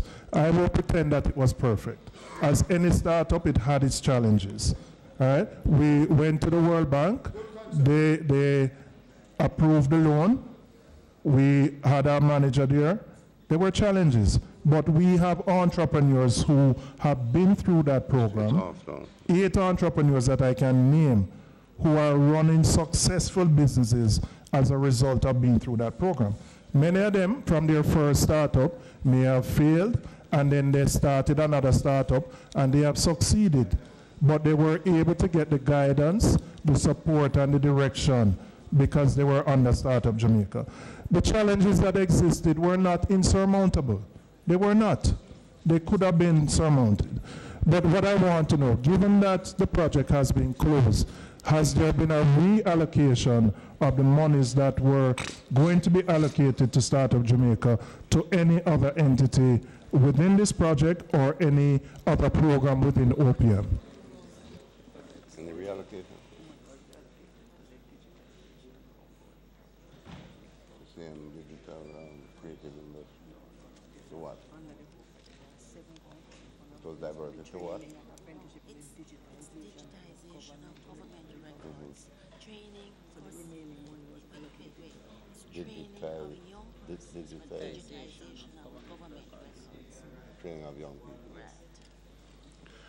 I'm told that the resources were transferred to the digitization program for training young people in that particular program. And that's still under YEDI, or is that a separate program? It is a component of HOPE under YEDI as well. Is a component of HOPE? Yes. You know, so you're now answering the question I asked you about 2 questions ago, whether any aspect of this program is supporting HOPE. I have answered.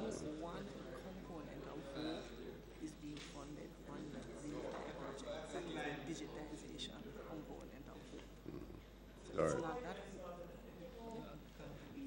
I better say it again. Carry on, Mr. Chairman. Call the page. Page 15,000 B. Head 15,000 B, pages 1 to 30. Question. Chairman. Go ahead. Can the minister indicate, I'm paid 1500 B27, Public Sector Transformation Implementation Project. There is provision, can the minister indicate how much is provided for the early retirement program? And can the minister indicate what the response has been at this point among the public sector workers, and thirdly, what is the expectation as to the numbers that would be reduced by virtue of the transformation program, numbers of employees? You mean the number taking up the early retirement? Yes. What is your expectation for and how many so far have taken up? And what is your expectation by the end of the year? This is in the finance. You have any numbers in there? My purpose is only to get it out.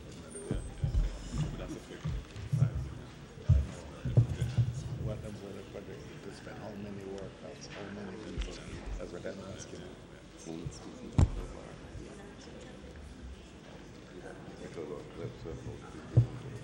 Let me a pen, please. Someone left my house without a pen. So far the take-up has been pretty low, although today is really the deadline, so we won't have a final figure yet. But as of you have an interim figure that you could help us with? Huh? About 260 persons so far. And what would be your expectation? Well, the original targeted figure was in the region of 1,500 to 1,700. 1,700, yeah. And you would hope. You are now at 200 persons, 260 approximately, but you may get a few more by the end of the fiscal year, which is March 31st. But you would be hoping that by the end of 18-19 fiscal, you would be somewhere in the order of 1,700. Well, that was the original projection, but as I say, first of all, let me clear up the issue of the funding. Is actually in the recurrent. It's in the recurrent? Yes. How much is it? 4.8 billion. 4.8 billion. Yeah. Now, in relation to this, the as far as a cost-saving exercise would imply, is not likely to give you much unless there are, given the disparity in the wage rates in the public sector, meaning that at the higher reaches, there are higher wages paid in your senior ranks, but a lot of your, if you had a lot of the lower waged elements of the public sector sign on to your program, there wouldn't be much savings in your wage, in costs, operating costs for the public sector. Among those that have come in thus far, do they represent persons within the senior administrative ranks or your lower level staff? Yes, largely. We don't have the full details yet, but it's... Largely senior, largely junior. Oh, yeah. I trust your word more than his. Yeah, it's about 50-50, 50% being senior administrative position. But could I ask, just, could I ask,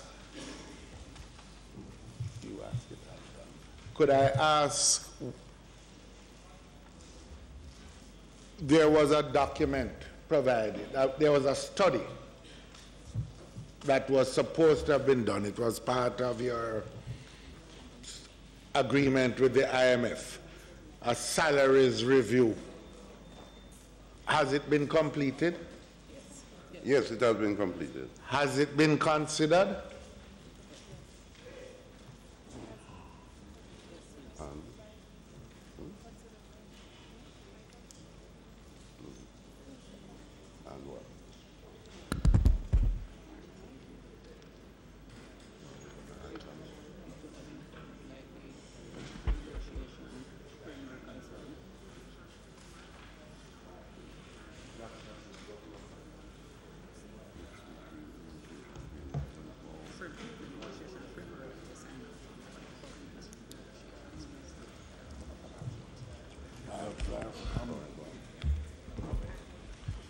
Yes, as I said, it was completed and in part was used to inform us in terms of the negotiation framework that we're wrapping up now, actually. You mean the wage negotiation framework? Yes.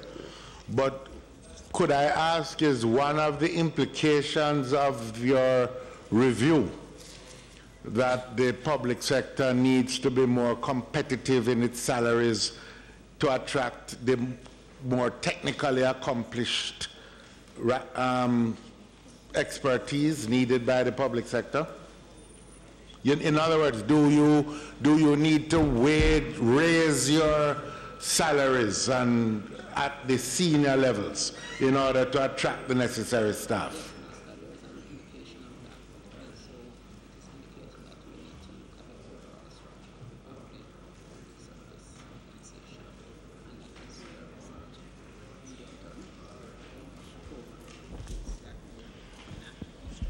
Yes, we are obliged to look at that as well, but that's going to take more time. It's all being taken into consideration in terms of within maybe what time frame you think? Within over a 1 to 2 year period, we have to do a major restructuring, taking those matters into consideration. But it seems to me,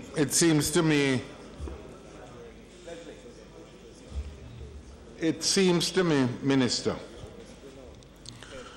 that an impossible task is being attempted, in that you have 80% of the employment in the public sector is in security, health, education. None of those sectors can be said to be overstaffed in any fundamental way. Yet this program of buying back wages, buying back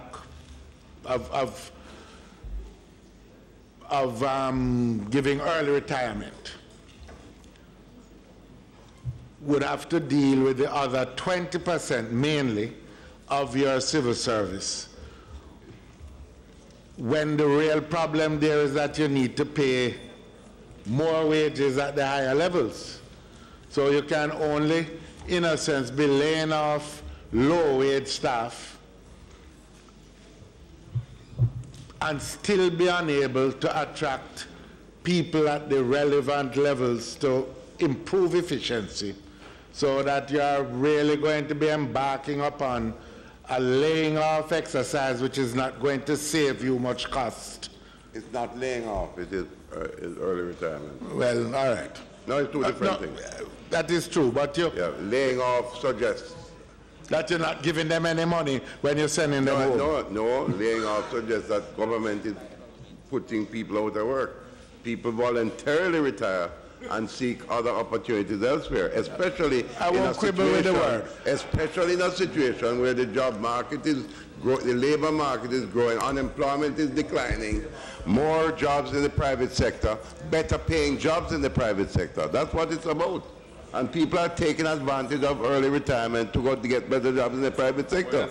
I will admit something here. I want to admit something here. This early retirement program needs to be driven more aggressively, right? And that is, and I think I can say that the government has been at fault in terms of not more aggressively promoting it.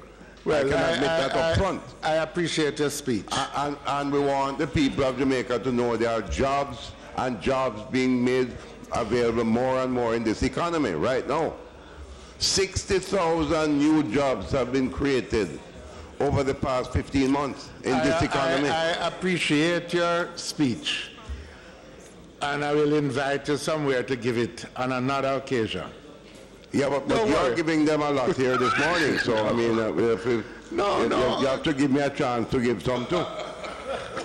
But we can always share a platform. But my real focus is how, unless you are going to raise, it's twofold. One, how are you going to address the need for greater efficiencies in the public sector without raising the salary levels, especially within the senior technical and administrative ranks? Question one. And two, how are you going to reach your 9% number if you don't have the take-up in this area, the early retirement take-up being greater than it is, and therefore is there not a contradiction between the needs for efficiencies and this desire to cut staff, given the fact that the real problem is that you're not attracting the senior staff that you need, and that the bulk of your employment in the sector is with police, medical personnel, and teachers, and nobody can say that we are overstaffed in any one of these areas.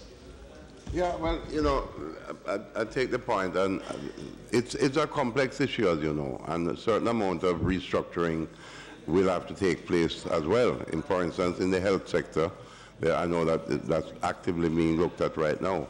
Also, remember that there are other initiatives like that we are going to be we are promoting right now, like share the services, certain basic services that instead of each agency or MDA has duplicating it across the board. You're in the age of technology, you can have more efficiency by shared services. And in that respect, you have the opportunity for outplacement of workers but outplacing them into another job opportunity in the private sector. The concept of outplacement is something that we are beyond early retirement. Outplacement is something that we have actually instructed all permanent secretaries to take a careful look at promoting a policy of outplacement. Explain the is outplacement the same thing as outsourcing? Or is it a different thing? Both. Outsourcing is one. What is outplacement? And outplacement is where you can rationalize efficiencies after you have outsourced. Is that you help people to find better job opportunities elsewhere. Yes. In the private sector. Okay. You find a job for them? Yes. The other job? Yes, and I'll tell you an example. The BPO sector that was growing, started with us, but grew quite aggressively under your administration, and is now growing, continues to grow aggressively. It could double in the next year, right? And it has the potential, if we have adequate trained people, it has the potential to reach 150, 200,000 people. But we are already seeing signs where there are certain skill levels that are beginning to show up shortage in BP already. And it is possible that some of those skills are actually in government service and can end up finding a better job somewhere in the private sector. And underlying all of that, is growth, right? The more the economy grows, is the more this can become an opportunity for outplacement.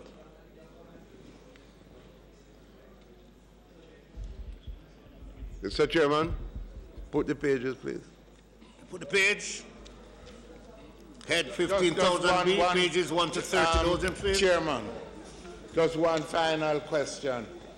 How are the responsibilities in this public sector transformation split between Ministry of Finance and OPM? What's the division? It has been a recurring issue.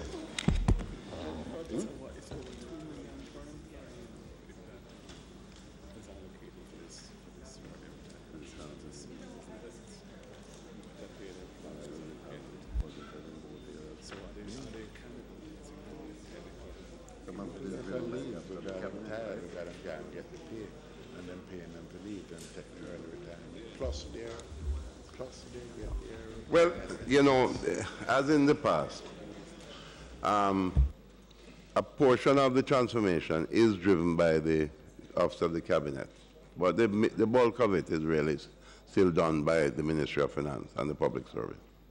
But they work well together. There's not a conflict of any sort.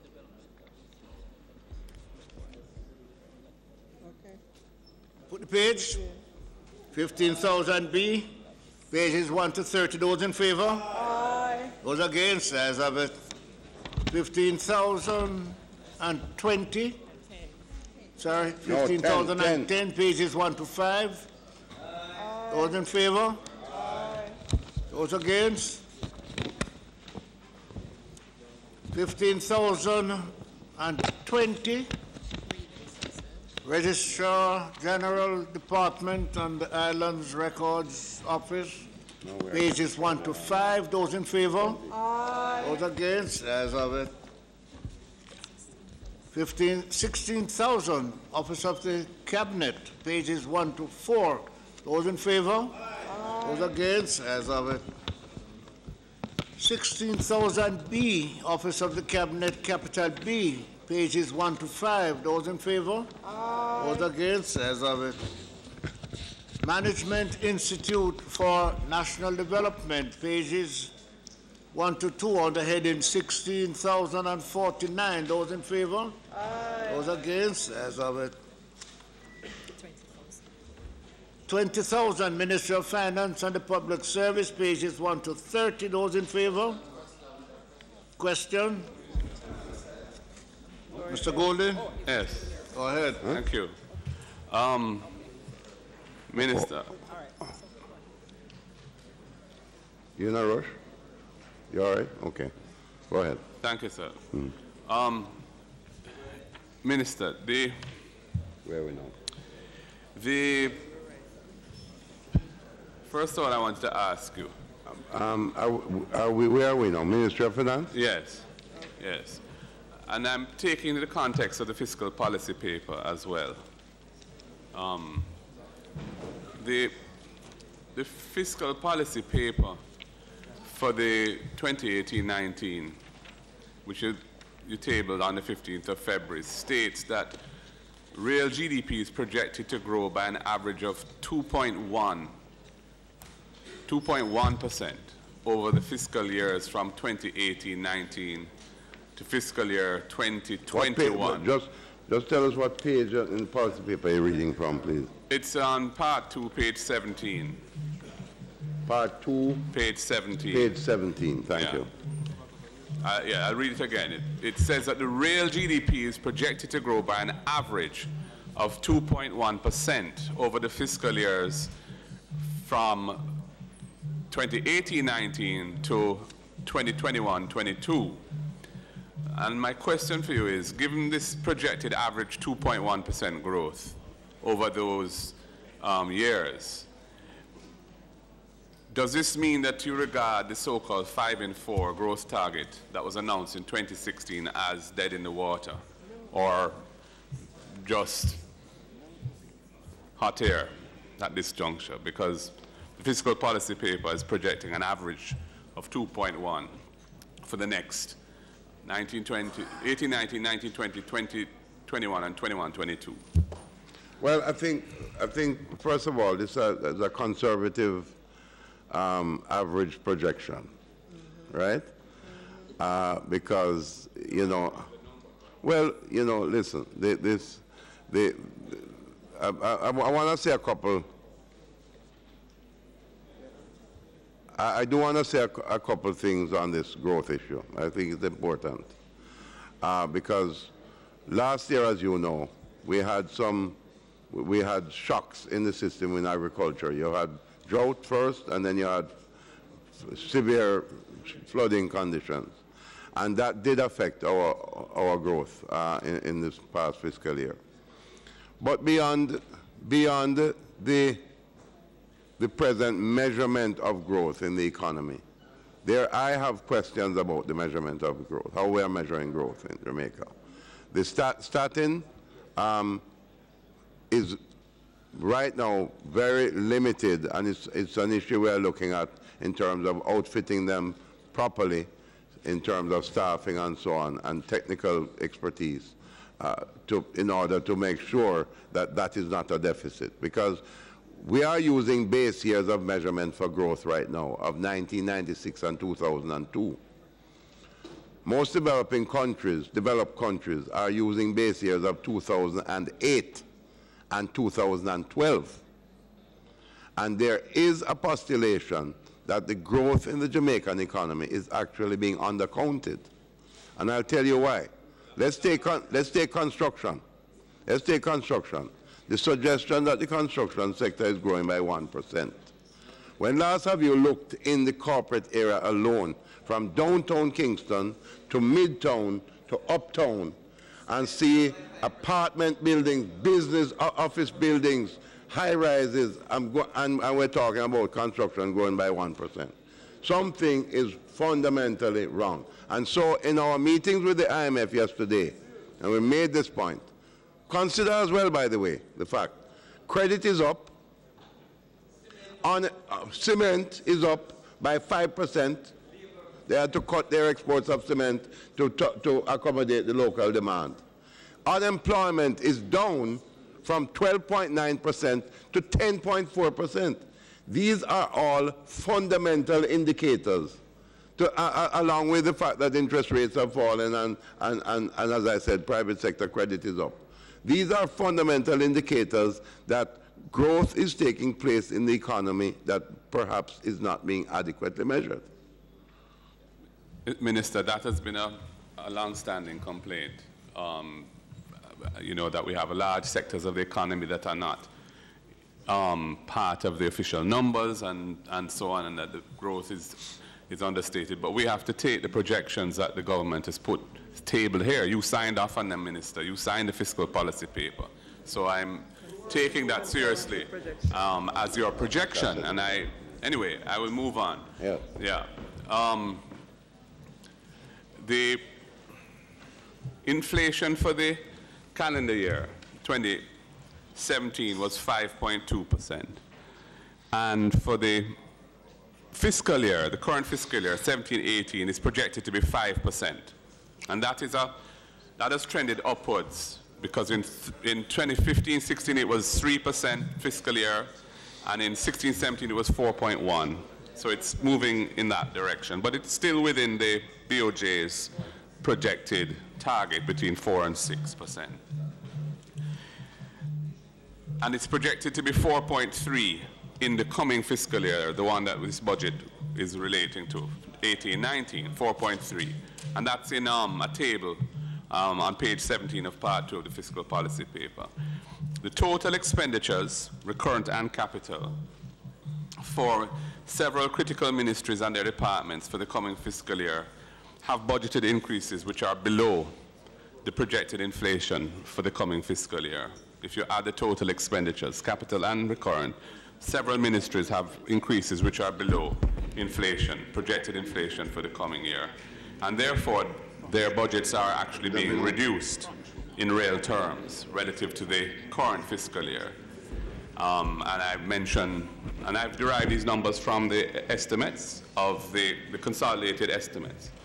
The education, for example, the increase is 3.41, which is below 4.3% projected inflation. Health, 2.91%, which is below 4.3 inflation. Agriculture and industry, that ministry headed by Minister Samood, has negative 8.25%. In other words, its nominal expenditures is actually reduced. So in real terms, it's even more significant, that reduction. Labor and Social Security, 0.68%, again, significantly below inflation. And local government, marginally below inflation. Justice is at 4.52% increase, is flat in real terms. And that is despite what you've said about the rule of law being the emphasis of this current year's budget. Given the need to improve our social capital, Minister, and develop a more productive workforce, and the cohesive society that is necessary to support growth in the 21st century economy, the digital economy, the service economy, and so on, isn't the growth strategy that is reflected in this budget, which focuses primarily on capital expenditure on works and roads and the like, unbalanced and really unlikely to generate the real rates of growth that Jamaica needs to be transformed from its current state of worsening consumer confidence, for example, and a general sense of fear and trepidation out there in the population. In order to achieve our Vision 2030 goals, do we not need to have a more balanced approach to this question of how we derive growth? And especially if we're going to achieve the levels of growth which were embodied in the Economic Growth Council's aspirational target, we're told it now is of 5 and 4. But underlying that aspirational target is the realization that those are the levels of growth that we really need to transform our economy. But to get there, we need to invest in our human capital in a more fundamental way. And I think this budget fails to do that by virtue of the fact that in real terms, critical ministries are having their total budgeted expenditure increased by amounts that are less than inflation. All right.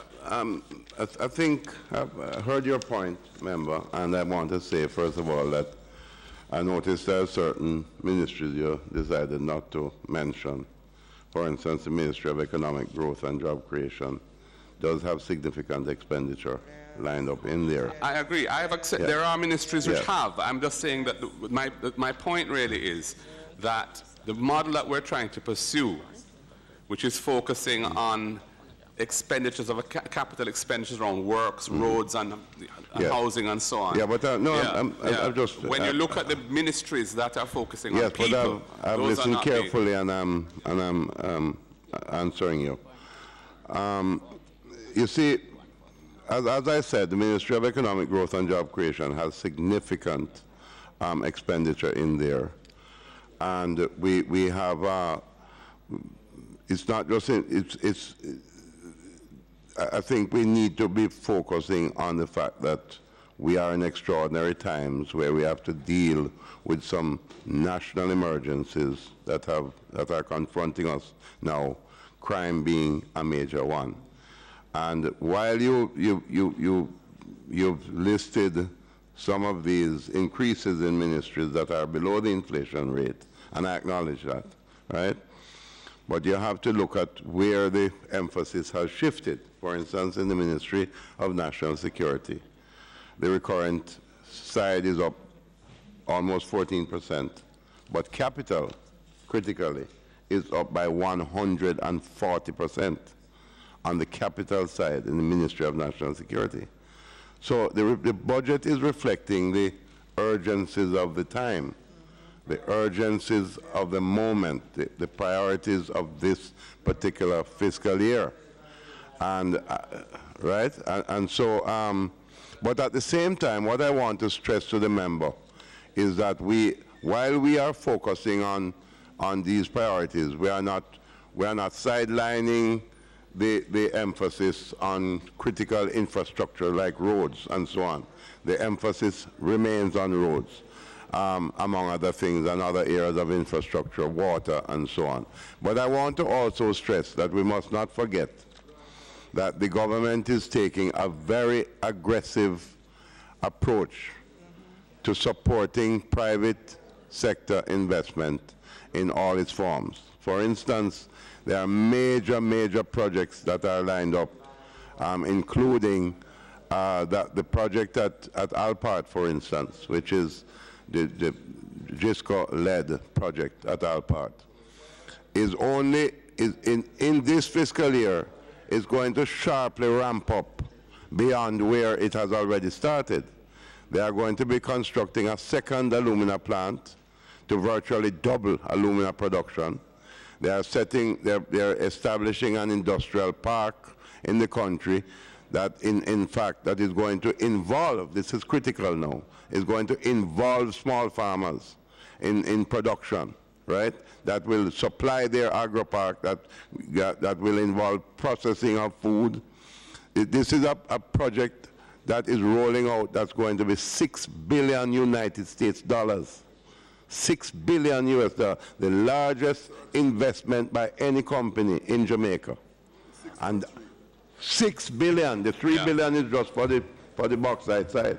Yeah, we're familiar. The other $3 billion is for assembly, for the integration, the vertical integration into, for instance, there will be an aluminum foil plant that will be a part of the project. There's other logistics, other assembly, and of course processed foods and so on. It's a major project. When that is joined by the Vernon Field project, for which there are several interested investors now, not just all from China, by the way, but other from Europe as well. And that becomes another major logistics center that will be part of the South Coast development. GISCO in Alpart, Vernon Field, another similar activity that is joining a seaport with an airport with thousands of acres of logistics development. No, thank you, Minister, and I appreciate... No, unfortunately, when I was answering your question, he was busy blabbing. I appreciate what you said, and of course we're very familiar with the major project, the GISCO project, because Minister Paulwell was instrumental in bringing them here, and that has been recognized, and we're glad to see it being pursued. But the main thesis I have, though, is as your projections show, despite all those projects and so on, we're not going to be generating the rates of growth that we really need to transform the country with the current growth model. And that is the problem I have. And you know, the 5 in 4 is ambitious, yes, but it is based on a realization from the Economic Growth Council that those are the levels of growth we need. And we fully agree. The model that we're pursuing, though, in my estimation, is one which does not sufficiently emphasize the investments in human capital that will enable us to have a productive workforce and a cohesive society that can enable us to get those levels of growth. That was my point, Minister. If I can move on to another question that I have, and this is more of a technical question, but it's not too complicated, and it is this: the medium-term debt management strategy, which was tabled on the 15th of February, states the debt-to-GDP ratio as being projected to fall from 121.2% as at March 2017, a year ago, 121.2%, to 102.1% as at March 2018, which is roughly a 19.1% of GDP reduction over a year. And of course, a big chunk of that, $141.9 billion of that, is due to the redefinition of the public debt, which was agreed, and in fact was put into law from 2014-15, but was only implemented at the beginning of the current fiscal year. The same document, the medium-term debt management strategy, states that interest rates have trended downwards, in particular the 91-day weighted average treasury bill rate, the WATB rate, which is used for the pricing of most of the domestic debt, that's variable rate debt. It's priced off of that particular metric, the 91-day WATB. And that has come down as well from 5.72 to 3.99. I'm asking you, given these two factors, the debt reduction and the interest rate reduction, one would have expected that the amount projected for interest payments for the fiscal year 2018-19 would be materially lower than what they are for 2017-18, the current year. However, the budgeted interest, the payments are essentially the same. 136.9 billion versus 137 billion. And I'm asking you, what is the reason for this? Given what I've said, given that we're seeing the reduction of some interest rates in the economy, and we're seeing that the debt has been coming down, and it was coming down from over 140% in 2013 when we entered the program. We left it in the mid-120s. Another 9% came down because of the redefinition of public debt, and it's been further brought down by some of the efforts that you have made in the liability management and so on. But yet, the interest expense in dollar terms remains the same, and it's counterintuitive, and I wanted to ask you, what is your explanation for that?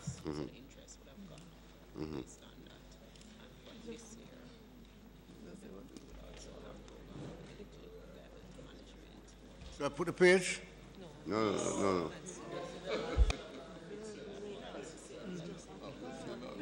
The stock of the level is the same, right? Why is the interest rate going up? 1/3 variable rate.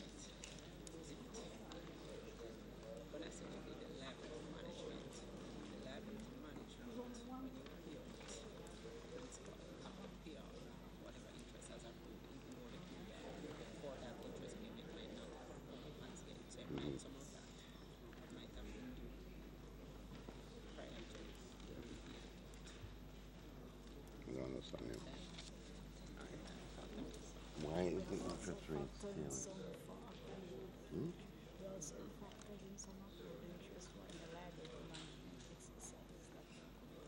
This year. That's just a third of the domestic portfolio. Not everything is going down. Some of it is fixed. So you are projecting to fail why is interest rates, interest cost is so high?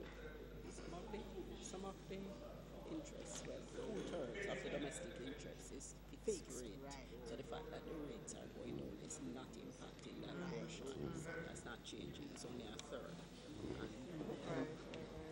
I think the primary reason why the interest rates remain where, expense remains where it is that although you mentioned the variable instruments, the truth is that the majority of what we have are fixed, not variable.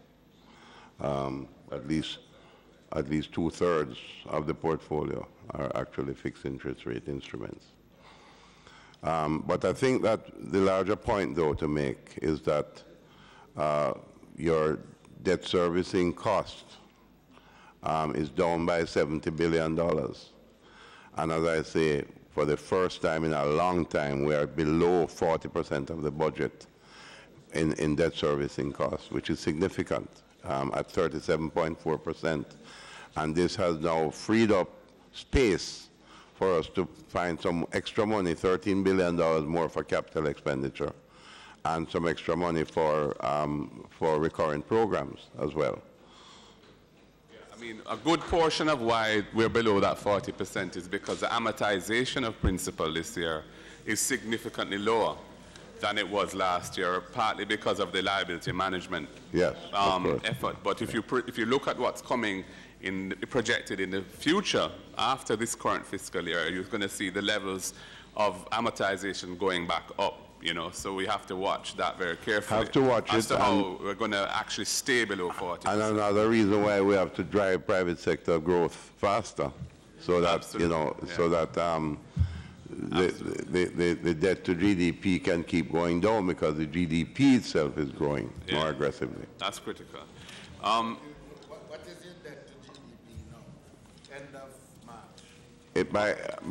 Well, I'll tell you after the end of March. But anyway, no, it's targeted for about 103% or so. Yeah. Minister, the revenue estimates as tabled had a total budgeted revenue for the fiscal year of $708 billion, and they No, that's not correct. No, the total revenue, including loan receipts and everything. You have to distinguish revenue from revenues and grants for the fiscal year is 590.5 No, but billion. I'm not looking at this. This question is not focused on deficits and so on. This is just pure on a cash basis. So what is coming in, including loan receipts, total $708 billion. What is going out, including amortization and other expenditures, is $773 billion. The difference is cash balances. Yes, I was asking how is that going, that difference between what's going out and coming in, how is it anticipated that that will be financed? That is about, based on what was, it's about $65 billion. How is that overall cash shortfall? That is the carryover of cash balances in central government. Yeah. That's it. That's $65 billion. That would be drawing down on those, in other words. Yeah. All right. Thank you. No, I have a few more questions. I'm sorry. These are more specific questions now on the actual numbers.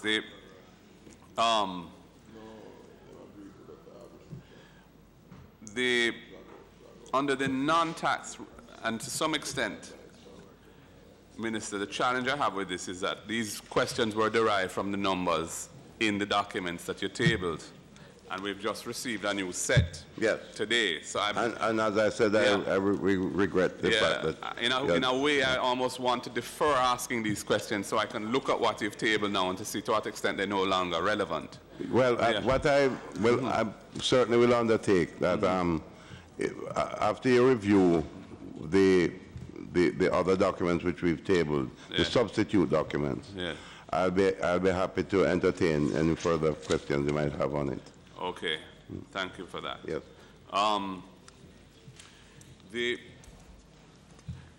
I noticed that the income tax for companies, the estimate for the coming year is $63.8 billion. At least that's what was there before. and still there, yes, $63.8 billion. And that represents a 26.27% increase over the revised estimate for this fiscal year, which was 50.5%. So, and I'm asking, what is the basis for this projected increase in fiscal year 18-19 for companies' taxes? Well, on the corporate taxes, let me say that the outturn for this fiscal year is going to be much more buoyant than we had actually projected. And based on that buoyancy level, we have made that projection for the new fiscal year. Yes, and the reasons for that buoyancy are of great interest. Which, well, not only that, and remember, I would say that that would be another reason again, that can inspire the review of the growth measurement. And you know, I mentioned that specifically to the IMF, who are going to be providing some technical assistance for us on this issue. Minister, the tax on interest and dividends, the consolidated refund receipts for the 9 months to December 2017 was $16.6 billion, which was ahead of the revised estimates, slightly ahead of the revised estimates for the entire year, which is 16.15. Yet the amount budgeted for fiscal year 18-19 for this is $14 billion, which is less than the revised estimates for 17-18. And I'm wondering why that would what be. You should recall, though, you know, is that error. The correct figure is actually $5 billion. And that's interesting because that's very significant below yes, what was budgeted. Precisely. So What I'm saying, that so is why company taxes that's going why up, I'm but saying company dividends going down. Questions that you have that are predicated on the first document, I'm asking you to reserve them and take a look at the corrected information. I will, but interestingly though, the idea that the budgeted target for this is significantly lower than the receipts are significantly lower than what we had budgeted for that. Yeah. The next question I wanted to ask you,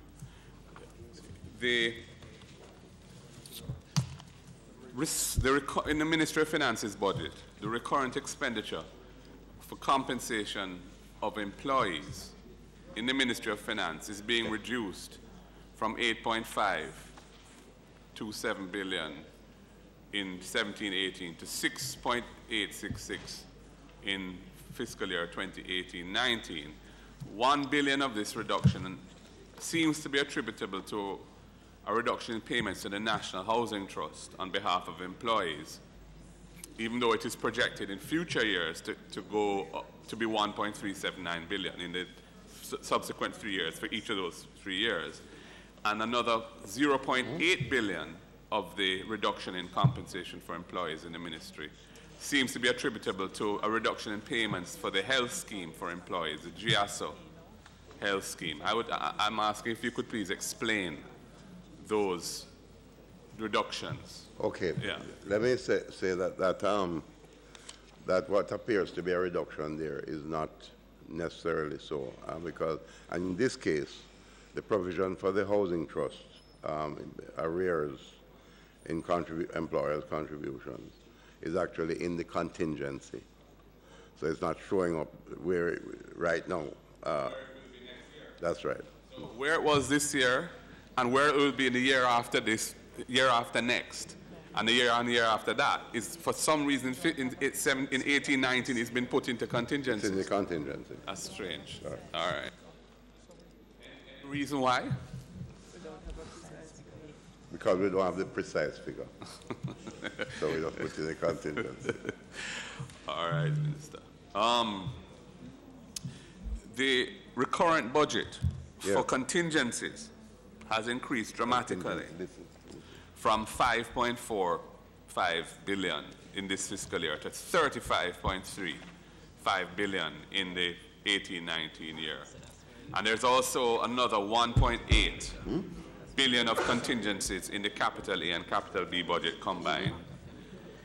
And the text on page 20,030 says that the recurrent contingencies budget includes an amount to repurchase shares in PetroJam, recapitalize the Bank of Jamaica, and liquidate NHT employer contribution arrears, which you just referred to. On the other hand, Minister, in the fiscal policy paper, part 1, page 8. But that explains it, so you've answered the question already. No, on the NHT portion, you've said that it wasn't broken out in amount, so, but you've said that that is yes. where that 1 million is now, right? In the fiscal policy paper, part 1 of page 8, 25 billion of expenditure on contingencies is itemized, and those are to cover interest and principal payments on guaranteed loans, liability management for internal and external debt, and recovery from natural disasters. And then there's an unspecified amount for new salary rates in contingencies. I'm just asking, why is it that the two explanations of what the contingencies are to cover differ? Because what is in the yellow book with the explanation, none of those items are mentioned in the fiscal policy paper as to what the contingencies are for. And I find that odd. The rationale, and in fact in the fiscal policy paper, the contingencies, apart from the wage side of it, which is not specified, and I can understand why, but for the rest of it, there's specific amounts and there's specific objects for those contingent expenditures. None of those are mentioned in the yellow book as being what the contingency is there for. And 3 other things are what are stated: PetroJam repurchase, BOJ recapitalization, and this $1 billion for arrears to the NHT. I don't understand why the explanation is so radically different between what's in the yellow book and what's in the fiscal policy paper.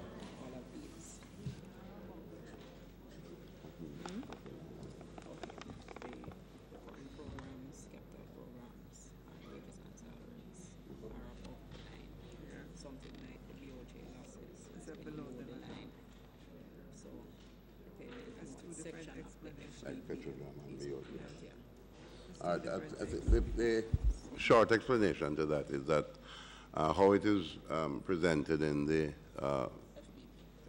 fiscal policy paper is that your recurrent programs, your capital and your wages and salaries, they're separate. They're above the line, right? And below the line now is your Bank of Jamaica, your PetroJam money. Those are below the line. So that's where you see the anomaly in the numbers. It's not an anomaly, but it's just 2 different explanations. It's not an anomaly. It's just 2 different. I mean, this isn't recurrent. The recurrent portion for the ministry is what those 3 things are allocated to. It's in the recurrent budget, the 35 billion. And in the fiscal policy paper, that amount of contingencies, which is an unspecified amount, but when you add up the elements for which specific amounts have been attributed, it adds up to $25 billion. But none of those things are mentioned in the recurrent, in the explanation of what the 35 billion is in the recurrent expenditure for contingencies in the Ministry of Finance budget. Yeah. In the yellow book? In the yellow book. And I don't, yeah. It just seems odd to me that the breakout is explained in a very different way. Minister, we went over, Minister Phillips had asked you some questions about the early retirement program, and that was in the context when we were discussing I think it was the OPM budget at the time. Yeah. Yes, but in the number in the budget is in the Ministry of Finance, this recurrent budget, I believe, which is for the early retirement program. I heard you say 4.2. The figure I saw was 4.979 is what I saw. Right, okay. Yeah, but 4.979. And this, and we have said that 261 persons have taken it up, and the original target was about 1,700 persons are there about. Yeah, yeah. And I just want, if you could just, I don't know why it's feeding back.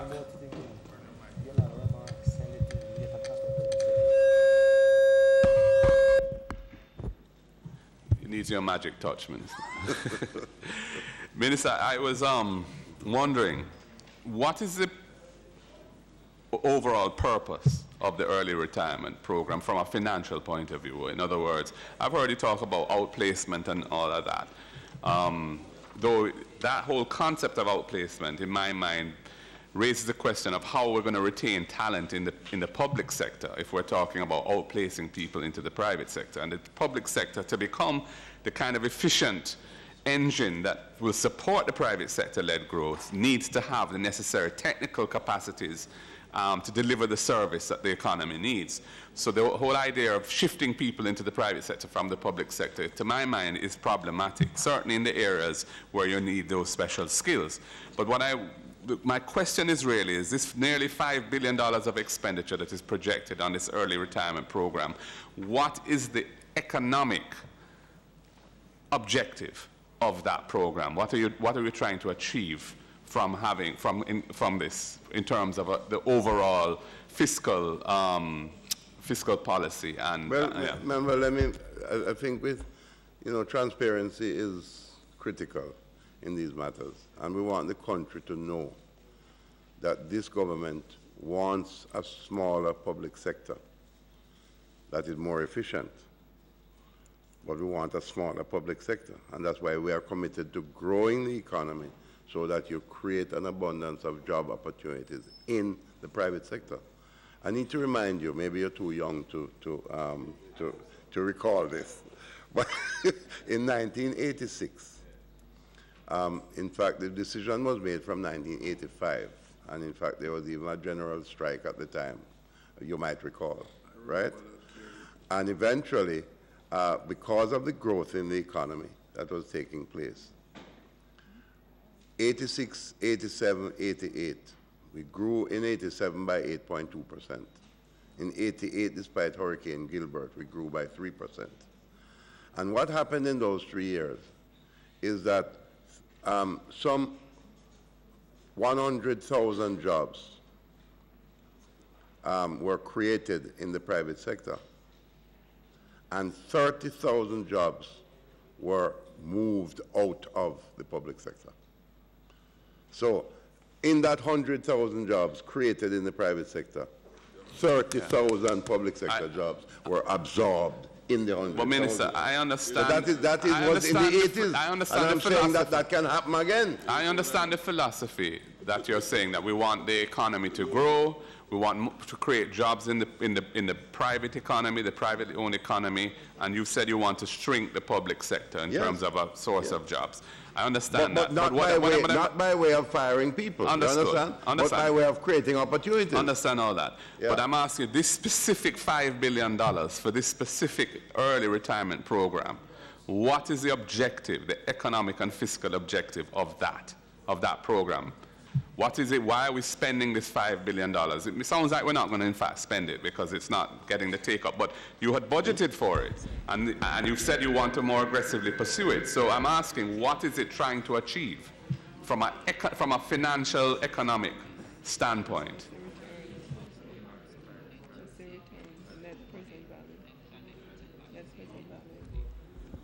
Yes, you see that target of 1,700 to 1,800 people was made with the specific. If that take-up were there, that money would have had to be spent. But over time, the savings will be manifest in the system in terms of lowering the wage bill. So that was the primary. So essentially, you're buying future savings. That was the concept, right? The last question I have for you, Minister, on the finance budget is to do with pensions. In the budget for pensions, which is on page 219.1, it states that in the current fiscal year, 17-18, the full expenditure on pensions, which is $34.2 billion, was authorized by law. But in fiscal year 18-19, only $28.9 billion of the budget expenditure on pensions, which is actually going up. The budget expenditure on pensions is steadily projected to go up, and there's another question around that as to where that's ultimately going, but that's not the question I'm asking you now. For the coming fiscal year, what we're budgeting is $37 billion, 37.3, versus 37.2 for the current year. But for the coming year, of the 37.3, only 28.9 is so-called authorized by law. And the other 8.39 billion is not in the authorized by law category. And I wondered, why is that? What is this difference between pensions that are... Oh, you mean that on this occasion there's none authorized by law? There's 8.39 billion of pensions for the coming in 1819 that's not, in quotes, authorized by law. Whereas in the previous year, the entirety of the expenditure on pensions was authorized by law. The 34.241 was all authorized by law. And I just wondered what the explanation is for that difference in 219.1.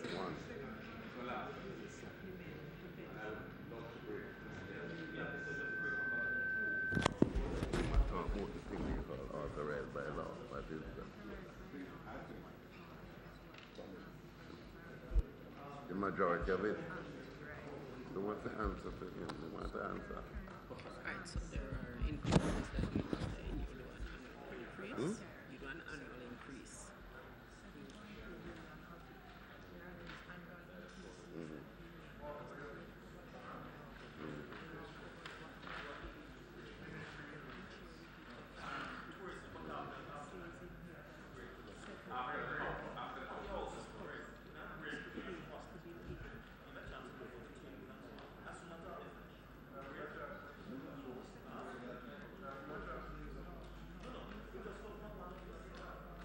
Is that an incremental amount for this year?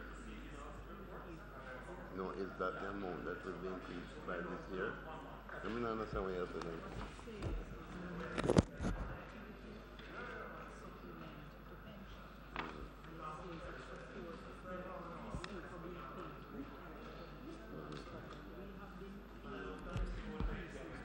So the difference is between what is authorized by law and what we increase in increment.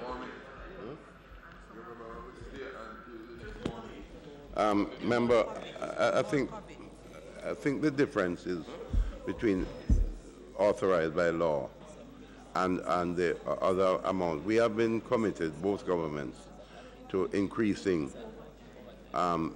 Each year there's an increase of increments for pension. And I think that is the difference between what is written as authorized and the increase that they get. It's a large figure, so that may be part of the explanation, but I suspect it's not the whole of it. But it's anyway, incremental though, over time. Yeah. It's not 1 year. The 8 billion is for the coming fiscal year. No, it's not. For this year, it's actually 7.2. You put the page. Yeah. 20,000, pages 1 to 3, Ministry of Finance and the Public Service. Those in favor? Those against? As of it. 20,000 A, Ministry of Finance, Capital A, pages 1 to 6. Those in favor? Those against? As of it. 20,000 B, Capital B, Ministry of Finance, pages 1 to 13. Those in favor? Those against? As of it.